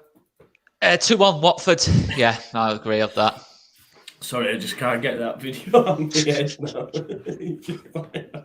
now. Right. He just can't catch it. Steve Bruce just can't catch a break, can he? Can't catch a cabbage. Yeah, someone said there. Can catch a kebab, though, the cheeky fucker. Yeah. Brilliant. Brentford versus Liverpool. Connor, I'm going to come to you. Obviously, we know a lot about Brentford. Very good side. Even Tony's started doing the biz. Look good this year, don't they? Look really good. Yeah. Could be doing a Leeds of last year. I think they look very like they've adapted already to the Premier League. It's if they're not a promoted side. It does remind me a lot of Leeds last year. I think they look fantastic. Tony's a real problem, isn't he? But Liverpool, I mean, Jesus, they're on fire, aren't they? 3-1 Liverpool. Yeah, Mike. 1-1. Imagine. It's just Brentford are at home, aren't they? And I think if Brentford are going to have any joy against the bigger teams, I think it's going to be at home. Liverpool are playing absolutely fantastic. I think the crowd will be absolutely buzzing for it. I just think Brentford will find something, and it'll be one of those results. Also, I hate Liverpool, so that helps. Yeah, definitely. Oscar. Yeah, I think the way Liverpool dealt with Palace last week tells you a lot about them this season. I think last season they struggled in that game against Zaha, Edouard, people like that. They just handled them really in that game. Then Salah's inevitably going to score. He's the best player in the league for me. Mane, Jota, obviously, he's got the goal threat there as well. I just think Tony is probably Brentford's main hope, but up against Van Dijk, he's not winning anything. I do massively rate Tony. It's a 2-0 Liverpool, but they'll give it a good go, Brentford. Yeah, Pontus is doing bits as well there, Corey. Didn't he get nutmegged the other day? I saw him get absolutely spun, mate. It was hilarious. I don't know who did it. But... Yeah, we'll see how Pontus is doing in about 30 games' time when he's been span about 29 times. That was funny. I think 3-0 Liverpool. I think the Tony point's interesting. I really like Ivan Toney, and if you tell me if you could sign for West Ham next year, I absolutely would. But I think he'll be isolated in this game. I think Liverpool's front three is magnificent, and I think I can see Salah again scoring twice. So 3-0 Liverpool. It's nuts when you look at it and through their, I don't know if it's their academy system or just earlier on, how Newcastle have got rid of Ivan Toney and Adam Armstrong. I honestly wish we'd got Armstrong. Like I think we missed a trick on that one. He's a serious player as well. Just nuts though, isn't it? Newcastle. It's just shocking. Yeah, it is really poor. Really, really poor. But like you say, Mike Ashley's, I don't know if any of you seen, did you see the video of the old Geordie guy on the bridge? And he's St. James's. But you, is it? No, it's not. Oh, it's a beauty. I'll find it and I'll send it on WhatsApp. He's like, you see St. James in the background there, Mike? You can fuck off out of my club, Mike, will you? Fuck off. Nothing will change there, though. Nothing will change. They could get rid of Bruce tomorrow and they bring someone in that have the exact same restrictions and nothing would change. Benitez was 1 in a million in terms of that circumstance. Yeah. But they're in trouble, aren't they? I think, and that was why it's so frustrating. Yeah. Right, let's do. We've got 3 more games left. We'll try and get through them as quick as possible. I know you've stayed longer than you wanted to tonight, lads. So I'm really grateful that you have. Southampton versus Wolves. Corey. Wolves, the new XG Masters, the new Brighton. Yeah. Did Tottenham beat them on pens, by the way? The other night on it. Yeah. Mate, they threw that 2-0. I thought they were going to do it. But I like Wolves. I thought they were really good against Manchester United. The problem is finishing, clearly. I think they'll win this game. I don't think Southampton have enough, like from what I've seen. I know they got a draw against us, but other than Armstrong, who realistically, who are you saying in that kind of front two or front four that's going to hurt them? So I can see Wolves nicking this 1-0. He's still not on the level of Danny Ings either, is he? I really rate Armstrong, but I think Ings was just still another level to him, to be honest. Agree. City should have gone in for him, man. The way that everyone was snobby about Danny Ings. I rate him so highly. He's so well rounded. His finishing's unreal. When you get Watkins and Ings playing together for Villa, I'll tell you what, that's a problem. Buendia behind. Buendia, Bailey. Leon Bailey left. Talking about top four, aren't you? Oh, so bad. No, Don't get the Villa fan excited over there. Jeez. Fucking hell. It's not bad from a Mancleeds fan, is it? I'm giving Oscar this horrendous tag now. I know, It's worse than before. I don't know how you get worse than before, honestly. Lad to Leeds, he's a Manc though, and he's from Stockport. Yeah, Stockport. No, I think Dad was born in Leeds, but they live in Stockport now. So son's Stockport. Yeah. Right, Joe, you got really serious then. Sorry. Giving you family history and that. It's been a long day. Oscar, come on, thoughts. Go on, mate. 1-1. Southampton Wolves. Jimenez might get that first goal. I agree. 1-1. Okay, I'm going to go for 0-0 in that one. I've lost my fucking fix, isn't it? Right, okay. Arsenal Spurs, North London derby. It's a big one, this. That'll be a tough watch. Woeful. Spurs, although they scored midweek in the cup, still yet to score from open play. Do we have any team news? Do we have any team news for it or not? Are there any obvious injuries or? Let's have a look for you. Quick view here. Check this out. I'll give you my score quickly because I don't care. 0-0. 0-0. Give over. Yeah, it'd be shit. I think Arsenal win. Two shit teams that are both dwarfed by West Ham. No, no. I thought you were going to say Everton. Well, Everton are equal. Everton. Well, bearing in mind Everton are above West Ham, so yeah, absolutely. Yeah. Oh, really? Yeah, we're going down that route. I think Arsenal win, to be honest.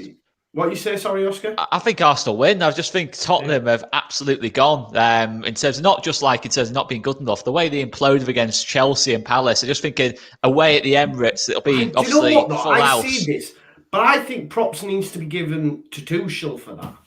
Yeah, I guess so. But Tottenham was still absolutely shocking. I will say that much. I mean, I quite like the back four Arsenal trying to build. It's a bit more physical. Ben White's in there.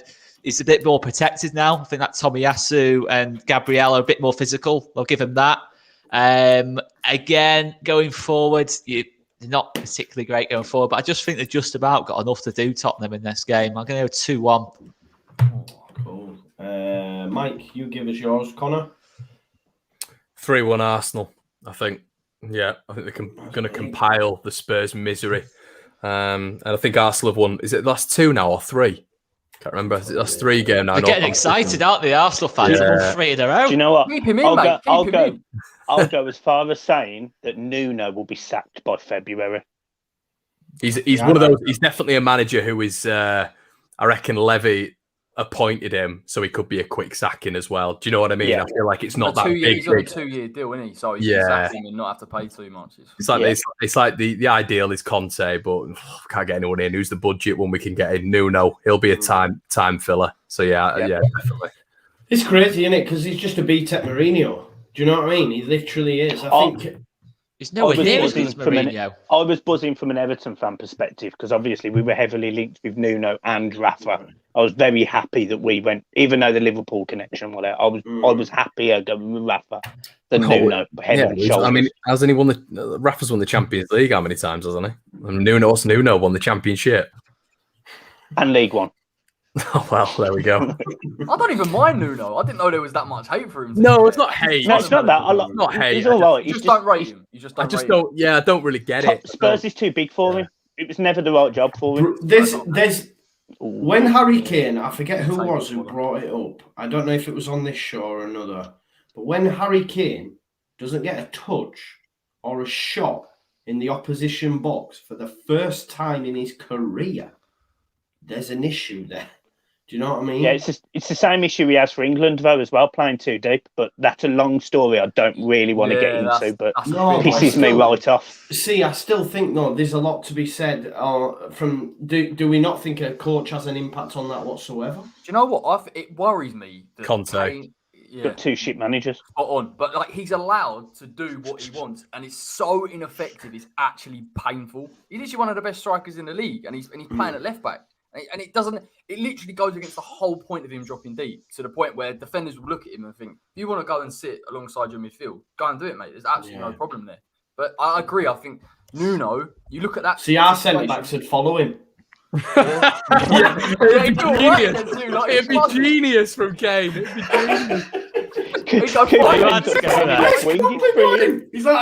that. It's true, though. It's completely true. I mean, did you watch the Chelsea game, though? Kane's body language wasn't great in that. He knew he was getting nothing off Rudiger and Silva. I mean, just... But Pep wouldn't allow it, would he? Pep wouldn't allow it. As soon as he went to City, you've seen a few game changes in how Grealish I feel like already Grealish looks a little bit less selfish and plays a lot more for the team. But I think like with regards to that, I can't ever see Pep saying to him, you carry on doing that. You carry on doing that. Drop deep. I mean, you just wouldn't let him do it. You stay on the last man every single time. Fox in the box, and he's not got strong enough. I reckon Kane's probably the strongest voice in that changing room, including the manager. He's the manager. Yeah. He's Ronaldo, isn't he? He's Ronaldo at Man United. That's exactly what he is. What, Kane? Yeah, I reckon so. I reckon he's still. He's got nowhere near that level of thing. I reckon Levy texts him every night what he's having for dinner. I don't think they're talking, Levy and Kane. I don't think that was sorted out at all. You've been told something, Oscar. Watch the All or Nothing documentary. You can't tell me Kane's a big leader. Nah, I'm not having that. He's not a vocal presence. He's not getting you going like Ronaldo. That dynamic where, again, he desperately wanted to leave. He doesn't want to be there, and Tottenham were desperate to keep hold of him. Like they would keep hold of him for anything. Because let's be honest, last season he was fantastic, and now everyone's too scared to tell him he's playing too deep. Like you need someone to come in there and say, "Listen, mate." And at City, he would have been thriving. He would have scored like about 10 goals already. Honestly, Everton. England win the Euros if he's not too deep as well.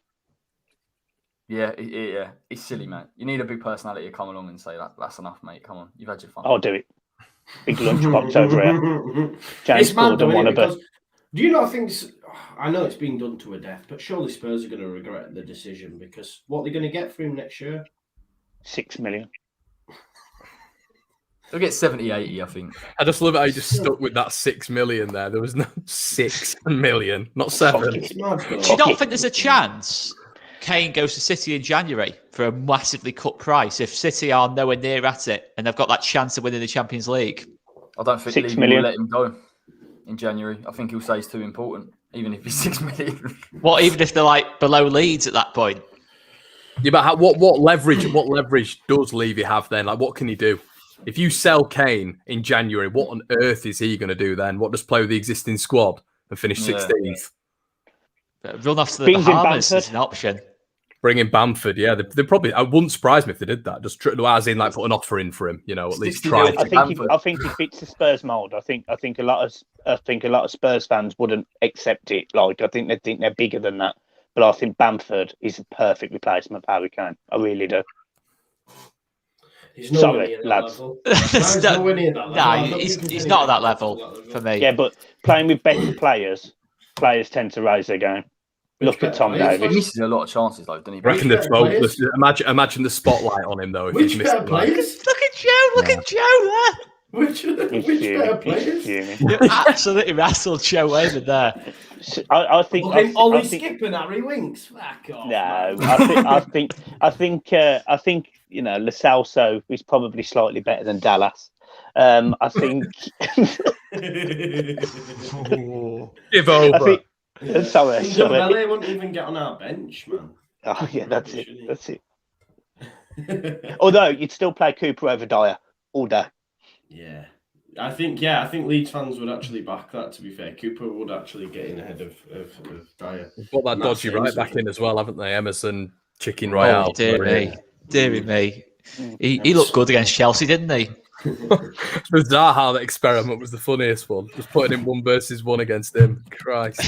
Yeah, that ended very well. His arsehole still recovering. Right, let's move it on.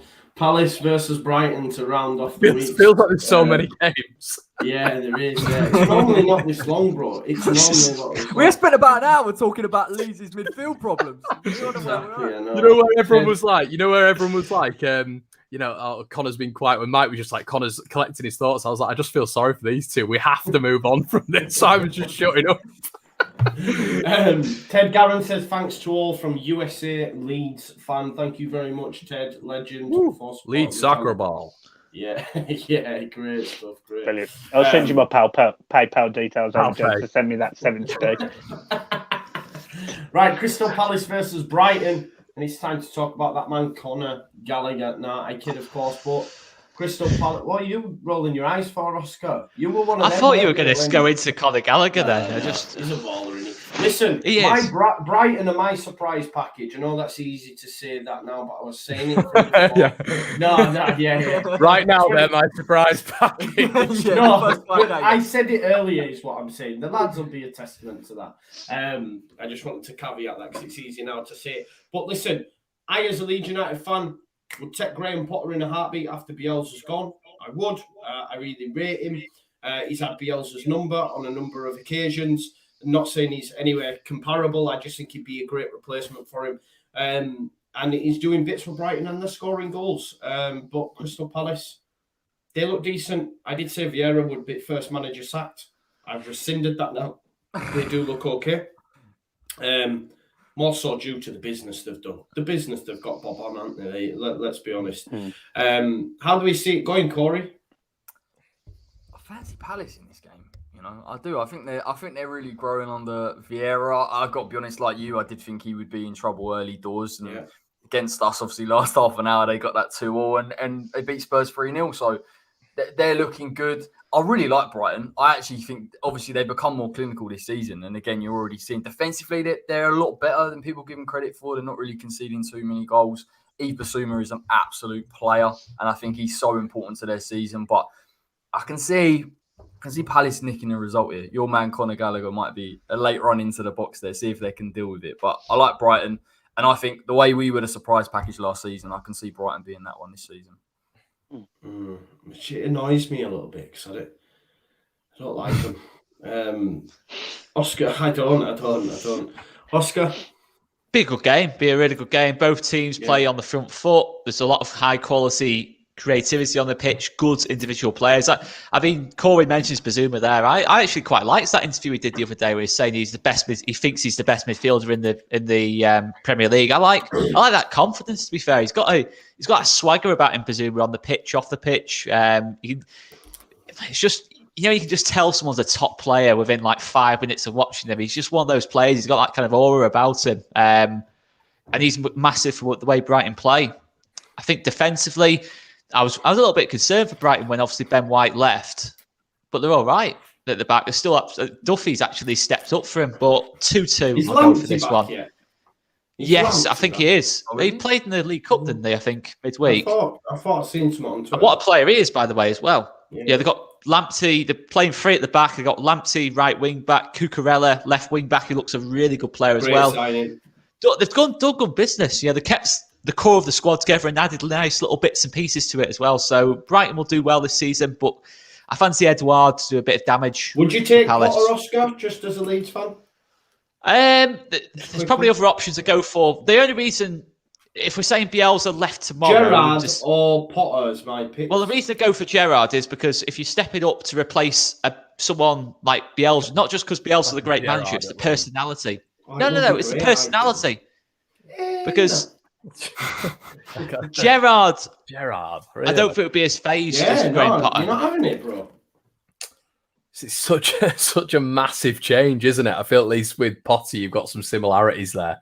Gerrard plays some ball, Gerrard plays on the front foot. Yeah, but I guess every manager would say that, wouldn't they? I play on the front foot. Managing Rangers, do you know what I mean? There's only 2 teams. No, but I hate that. Even in Europe, they do though. I could play on the front foot against half the teams in the SPL, and look at me, I'm a fucking fridge. I would say Gerrard or Potter. Reason I say Gerrard is, again, it can change. If Brighton finish in the top 4 this season, when finish where they are now, then Graham Potter. But the thing is, finish in the top 4. Though, they're not. All right, that was just completely stupid for me to even say that, but I just said it, so deal with it, lads. I think pre-flight entertainment, eh? Yeah. You're right there, mate. But I'll tell you where we were at. The thing, Bielsa, right? You're replacing a big name like Bielsa. No, we're not getting onto this. Fucking here we go. More Leeds. I tell you, just while we're on that though, right? I was on Red. I can't be bothered with that question. just forget that question. Yeah. Bielsa will still be here by 2028. I'll just leave it at that. I was on Redmen TV. Connor normally does it, and he couldn't make it, right? So they asked me, right? And then they asked me about. They said about managers after Bielsa, and I mentioned Gerrard, and then I was like, "Fuck, that's not enough." And I vaguely remembered Gabriel Heinze getting praise for his style of play, so I threw it out there, right? How did you link that to that? No, listen. So they asked me the manager, and I vaguely remember, and I was like, all right, okay, I remember reading it, and I went, and Gabriel Heinze is doing bits. Anyway, I came off the stream and thought, that was ages ago. I looked and he got sacked after 8 games. Phenomenal. At the MLS. I was like, oh, no. It's the equivalent of saying you take Phil Neville. It's fucking brilliant. This is what I'm saying. It started so well, and I was like reading it going, oh, what have I done? Why did I just stick with what I knew? Anyway. Gerrard's an interesting one, though, man. I don't know. Yeah, I mean, like someone just said in the comment section, Gerrard untried and untested in the Premier League. I mean, obviously he's going to come down, but there's no way he would ever come to Leeds. He's ready-made for when Klopp leaves Liverpool, and he's just that. He's the next one in 100. I reckon they probably already spoke to him about it. Wouldn't surprise me. It'd have to happen before, like, let's say, for example, if Bielsa went tomorrow, I think there's a chance we get him then. But but are we big enough for Gerrard? Really? Come on, let's be realistic. Is Gerrard? I think Gerrard would go. Is it Rangers? No, but what I mean is there's so much talk of him going to Liverpool and being that contingency plan, that next step for Liverpool. Play devil's advocate though, and let's just say Bielsa steps down at the end of the year, and Klopp's not going to leave Liverpool for the next 2 years. I think he does. I think Gerrard, from what I've seen of Rangers, are very impressive. There are sort of things where you think maybe Leeds could implement it, but he does need to do it in the Prem. Like, that's I agree with you. In that scenario, if Klopp's going to be there for the next 4 or 5 years, then he's got to have his got to show he can do it in the Prem minute. Exactly. I think Klopp, but he said at the end of this contract he's not renewing, he's going. Or is he? And when's that run out, Mike? Do you know? I don't fucking know. I don't pay attention. He's open next week. I just know he fucking said it. That's fucking celebrating. Fuck him off. Liverpool fall apart. It's fantastic. Benitez goes back. Wins everything. Don't fucking say it. That'd be so funny though, wouldn't it? Imagine. Oh, I fucking wouldn't. And he would. He just takes off his shirt and he's got like a Liverpool one underneath. He 100% would. Definitely. Just after he's relegated us and he comes out and goes, fuck you, blue shot. Yeah, different. Well, I think, listen, guys, we've nearly done 2 hours. Absolutely fantastic. Really enjoyed tonight. And like I say, I think we all had a little bit of a depressed sesh during the middle, but it's all good, man. It worked out all right. Thank you so much for coming on, Mike. Imagine if you've watched the full thing. Yeah, 2 hours, man. 2 hours. It's good. Mike, tell us where we can find you and what you're doing over the weekend on the Blue Boys Network. Fucking hell, I ain't going to bother uploading after this shit show. No, joking. You can find me on the Blue Boys Network. I joined the 10K club. It only took me about 5 times longer than it took Connor, but I got there in the end. So yeah, come and subscribe. But more importantly, guys, there's some fantastic content creators here. You know, we've got Joe up top, Corey, and Oscar. So it's really good. Really good to go and subscribe to those guys as well. Specifically Joe, because I think Joe, when he overtakes Connor, there's no stopping him. Probably new LFC Lewis. Yeah, fucking hell. He's fucking a lot of you. I know. Yeah. When you said the 10K club, I thought you'd started running. Fucking joking, ain't you? It's more, fucking hell. It's more like £10,000 per day club. Good stuff. Make sure you check out my top guy. Really is a top guy. Local fridge. Yeah, there you go. James Corden lookalike as well on a weekend, aren't you, mate? So make sure you check him out. It's fucking stunning, isn't it? You've got a fucking pilot over there. You've got fucking Suchek above us. You've got fucking John Hartson in the top. You've got John Hartson. That's a good shot. You've got John Hartson on the other side. You've got fucking Greenish over here, and you've got fucking James Corden. It's fucking brilliant. No, thingy man. What was it? Pookie, weren't it? Pookie. I had Pookie. Someone superimposed my head on top of the Norwich. And then the worst thing is, right, when I look in the morning in the mirror and that, I go, I look all right. And then when I look at Pookie and people think I look like that, and I see him and I go, fucking hell, like, is that what I really look like? There you go. I'm just picturing him watching Match of the Day and then making that. Just looking at the telly and then looking at the mirror, going. You can see him in his Geordie voice going, why, aye, man, that's me, that's me. Hey, God. Connor, one Leeds. Tell us what's going on. Smashing it. I was on there earlier, killing the game. Shit, yeah, Joe was on earlier. Nice 30-minute preview. Go check that one out if you can be bothered now. I'm just checking the time. It's midnight, isn't it? Yeah, check that out. Done a nice little tactical preview of the game. If you want to go check that one out as well. And it's probably the worst. On the weekend, mate. Have you got on the weekend? Are you down at the? No, do you know what? I'm going to Norfolk, so I'm going on holiday. So I'm not going to be. I'm taking myself out of the technology zone. I'm off. Don't be rocking up with that. Don't be rocking up with your Norwich mate, Chrissy Reeve or whatever he's called. Watching Everton game like that, going to Mike. Scouse wankers. He's not from Norwich. Fucking bring it on. There's no way you're going to a game, Mike. Mike, honestly, I'm going to the game. I'm going to the Norwich game. Yeah. No, you're not. Everton, no minute. Yeah. Yeah. Well, at home, it's still fucking 2.5 hour drive for me. It's practically a fucking away day. We were in Billy's bar, and all of a sudden I seen this like Everton fan walk through for toilet, shirt out, everything. I was like, I'm sure that was Mike, you know. I was saying, I'm sure. No, I remember that. And then it was. Yeah, do you remember when I said it? I went, I'm sure that was Mike. Just this lad walked through. No shit's given. You're fucking joking. I was shitting myself. I was waiting to be glassed as we walked through. Didn't think the woman. The woman said to me. Oh, it's fucking horrendous. The woman said to me, she was like, I said, look, I just need to find a loo. I haven't got my ticket yet because I've got to pick it up. Where's the clearest toilets? And I'm sure she stitched me up and went, yeah, just walk straight to the end of that bar. So I fucking did. And I'm surrounded by fucking Leeds shirts thinking, yeah, fucking hell, gee, I ain't coming out of here alive. Thought my head was coming off.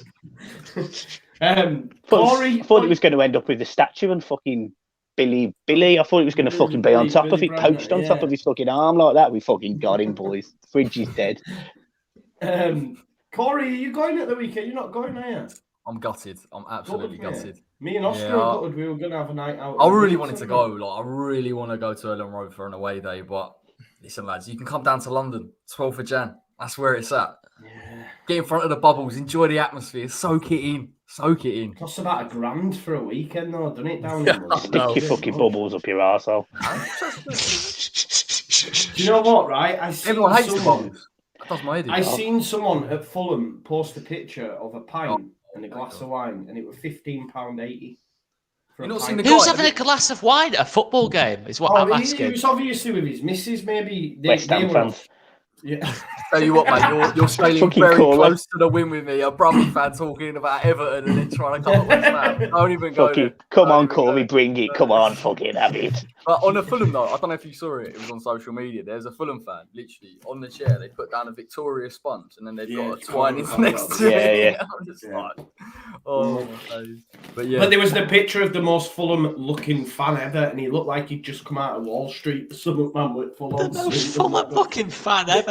No, someone put it on Twitter. This is the most Fulham-looking fan ever, and he had like suit on and that, going, "Come on!" Like they're just not bothered. They're just not. They'll just sit there and enjoy it, and everyone can be like, your sports shit and all this sort of. They just don't care. They just sit there, watch it, love it. Turning around, and someone's going, "Does anyone want a slice of Victoria sponge?" Like, what are you doing, bro? They're looking at all the Leeds fans, just going, "Yobs."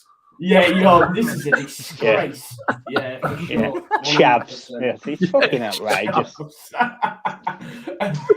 Oscar, what are you doing on all Leeds TV, bro? So I've just filmed an Oppo preview with that man to the right of me, Corey. No, to the left of me, Oscar. To the left of me. Long day, mate. Long day. Filmed an Oppo preview with Corey. That'll be uploaded tomorrow morning. Quick preview as well. Will be going out in the morning as well. Then probably do something, I don't know, with Phil. I think Phil's the only person going to the game from all these TV. So we'll be doing something after the game as well. I might be wrong on that. He's taking a fan and won the prize. Yes. He's won. They're giving a ticket away. Yeah, I think Jack and Tash. It's a proper Leeds channel, that is, isn't it? Proper. That's it, isn't it? Better than all the rest. But all those other shit channels. That's right, especially yours. There you go. I'm just going to get the old popcorn out here, just to the right of me, and just let Mike carry on with that. Joking. I've met Connor in real life. He'd absolutely slap me all over the place. I'm a lover. Oh, yeah. Fucking hell. Right, let's leave it there before this gets really weird. Make sure you check all the lads' channels out. It's been a pleasure to have them on. Really fun as well. 2 hours, longer than normal, but listen, I've enjoyed every second. Make sure you check all their channels out. Blue Boys, One Leeds, West Ham Way. Make sure you watch West Ham Way after Corey is crying salty tears when we do beat them on Saturday. Honestly. Yeah, come on, go on, pop along. No problem. Don't worry. Make sure you do your post-match phoning, and I'll be there from Ellen Road. Oh, yeah. I'll get you on, mate. I'll get you on. I'll tell you what, if we beat you 3-0, you can come on as well. No problem. Tell them, man. You fucking can't stand me. Fucking hell. It's taken Well, I think this video is being demonetised. I think that's 2 hours. 6 minutes. All of that income, you've just pissed up a wall. It's marvellous, Joe. Well done. Peace out now, people. Enjoy the There's your $5 gone. It's fucked. It goes into YouTube now. Enjoy the rest of your weekend. And yeah, we'll see you later. Peace.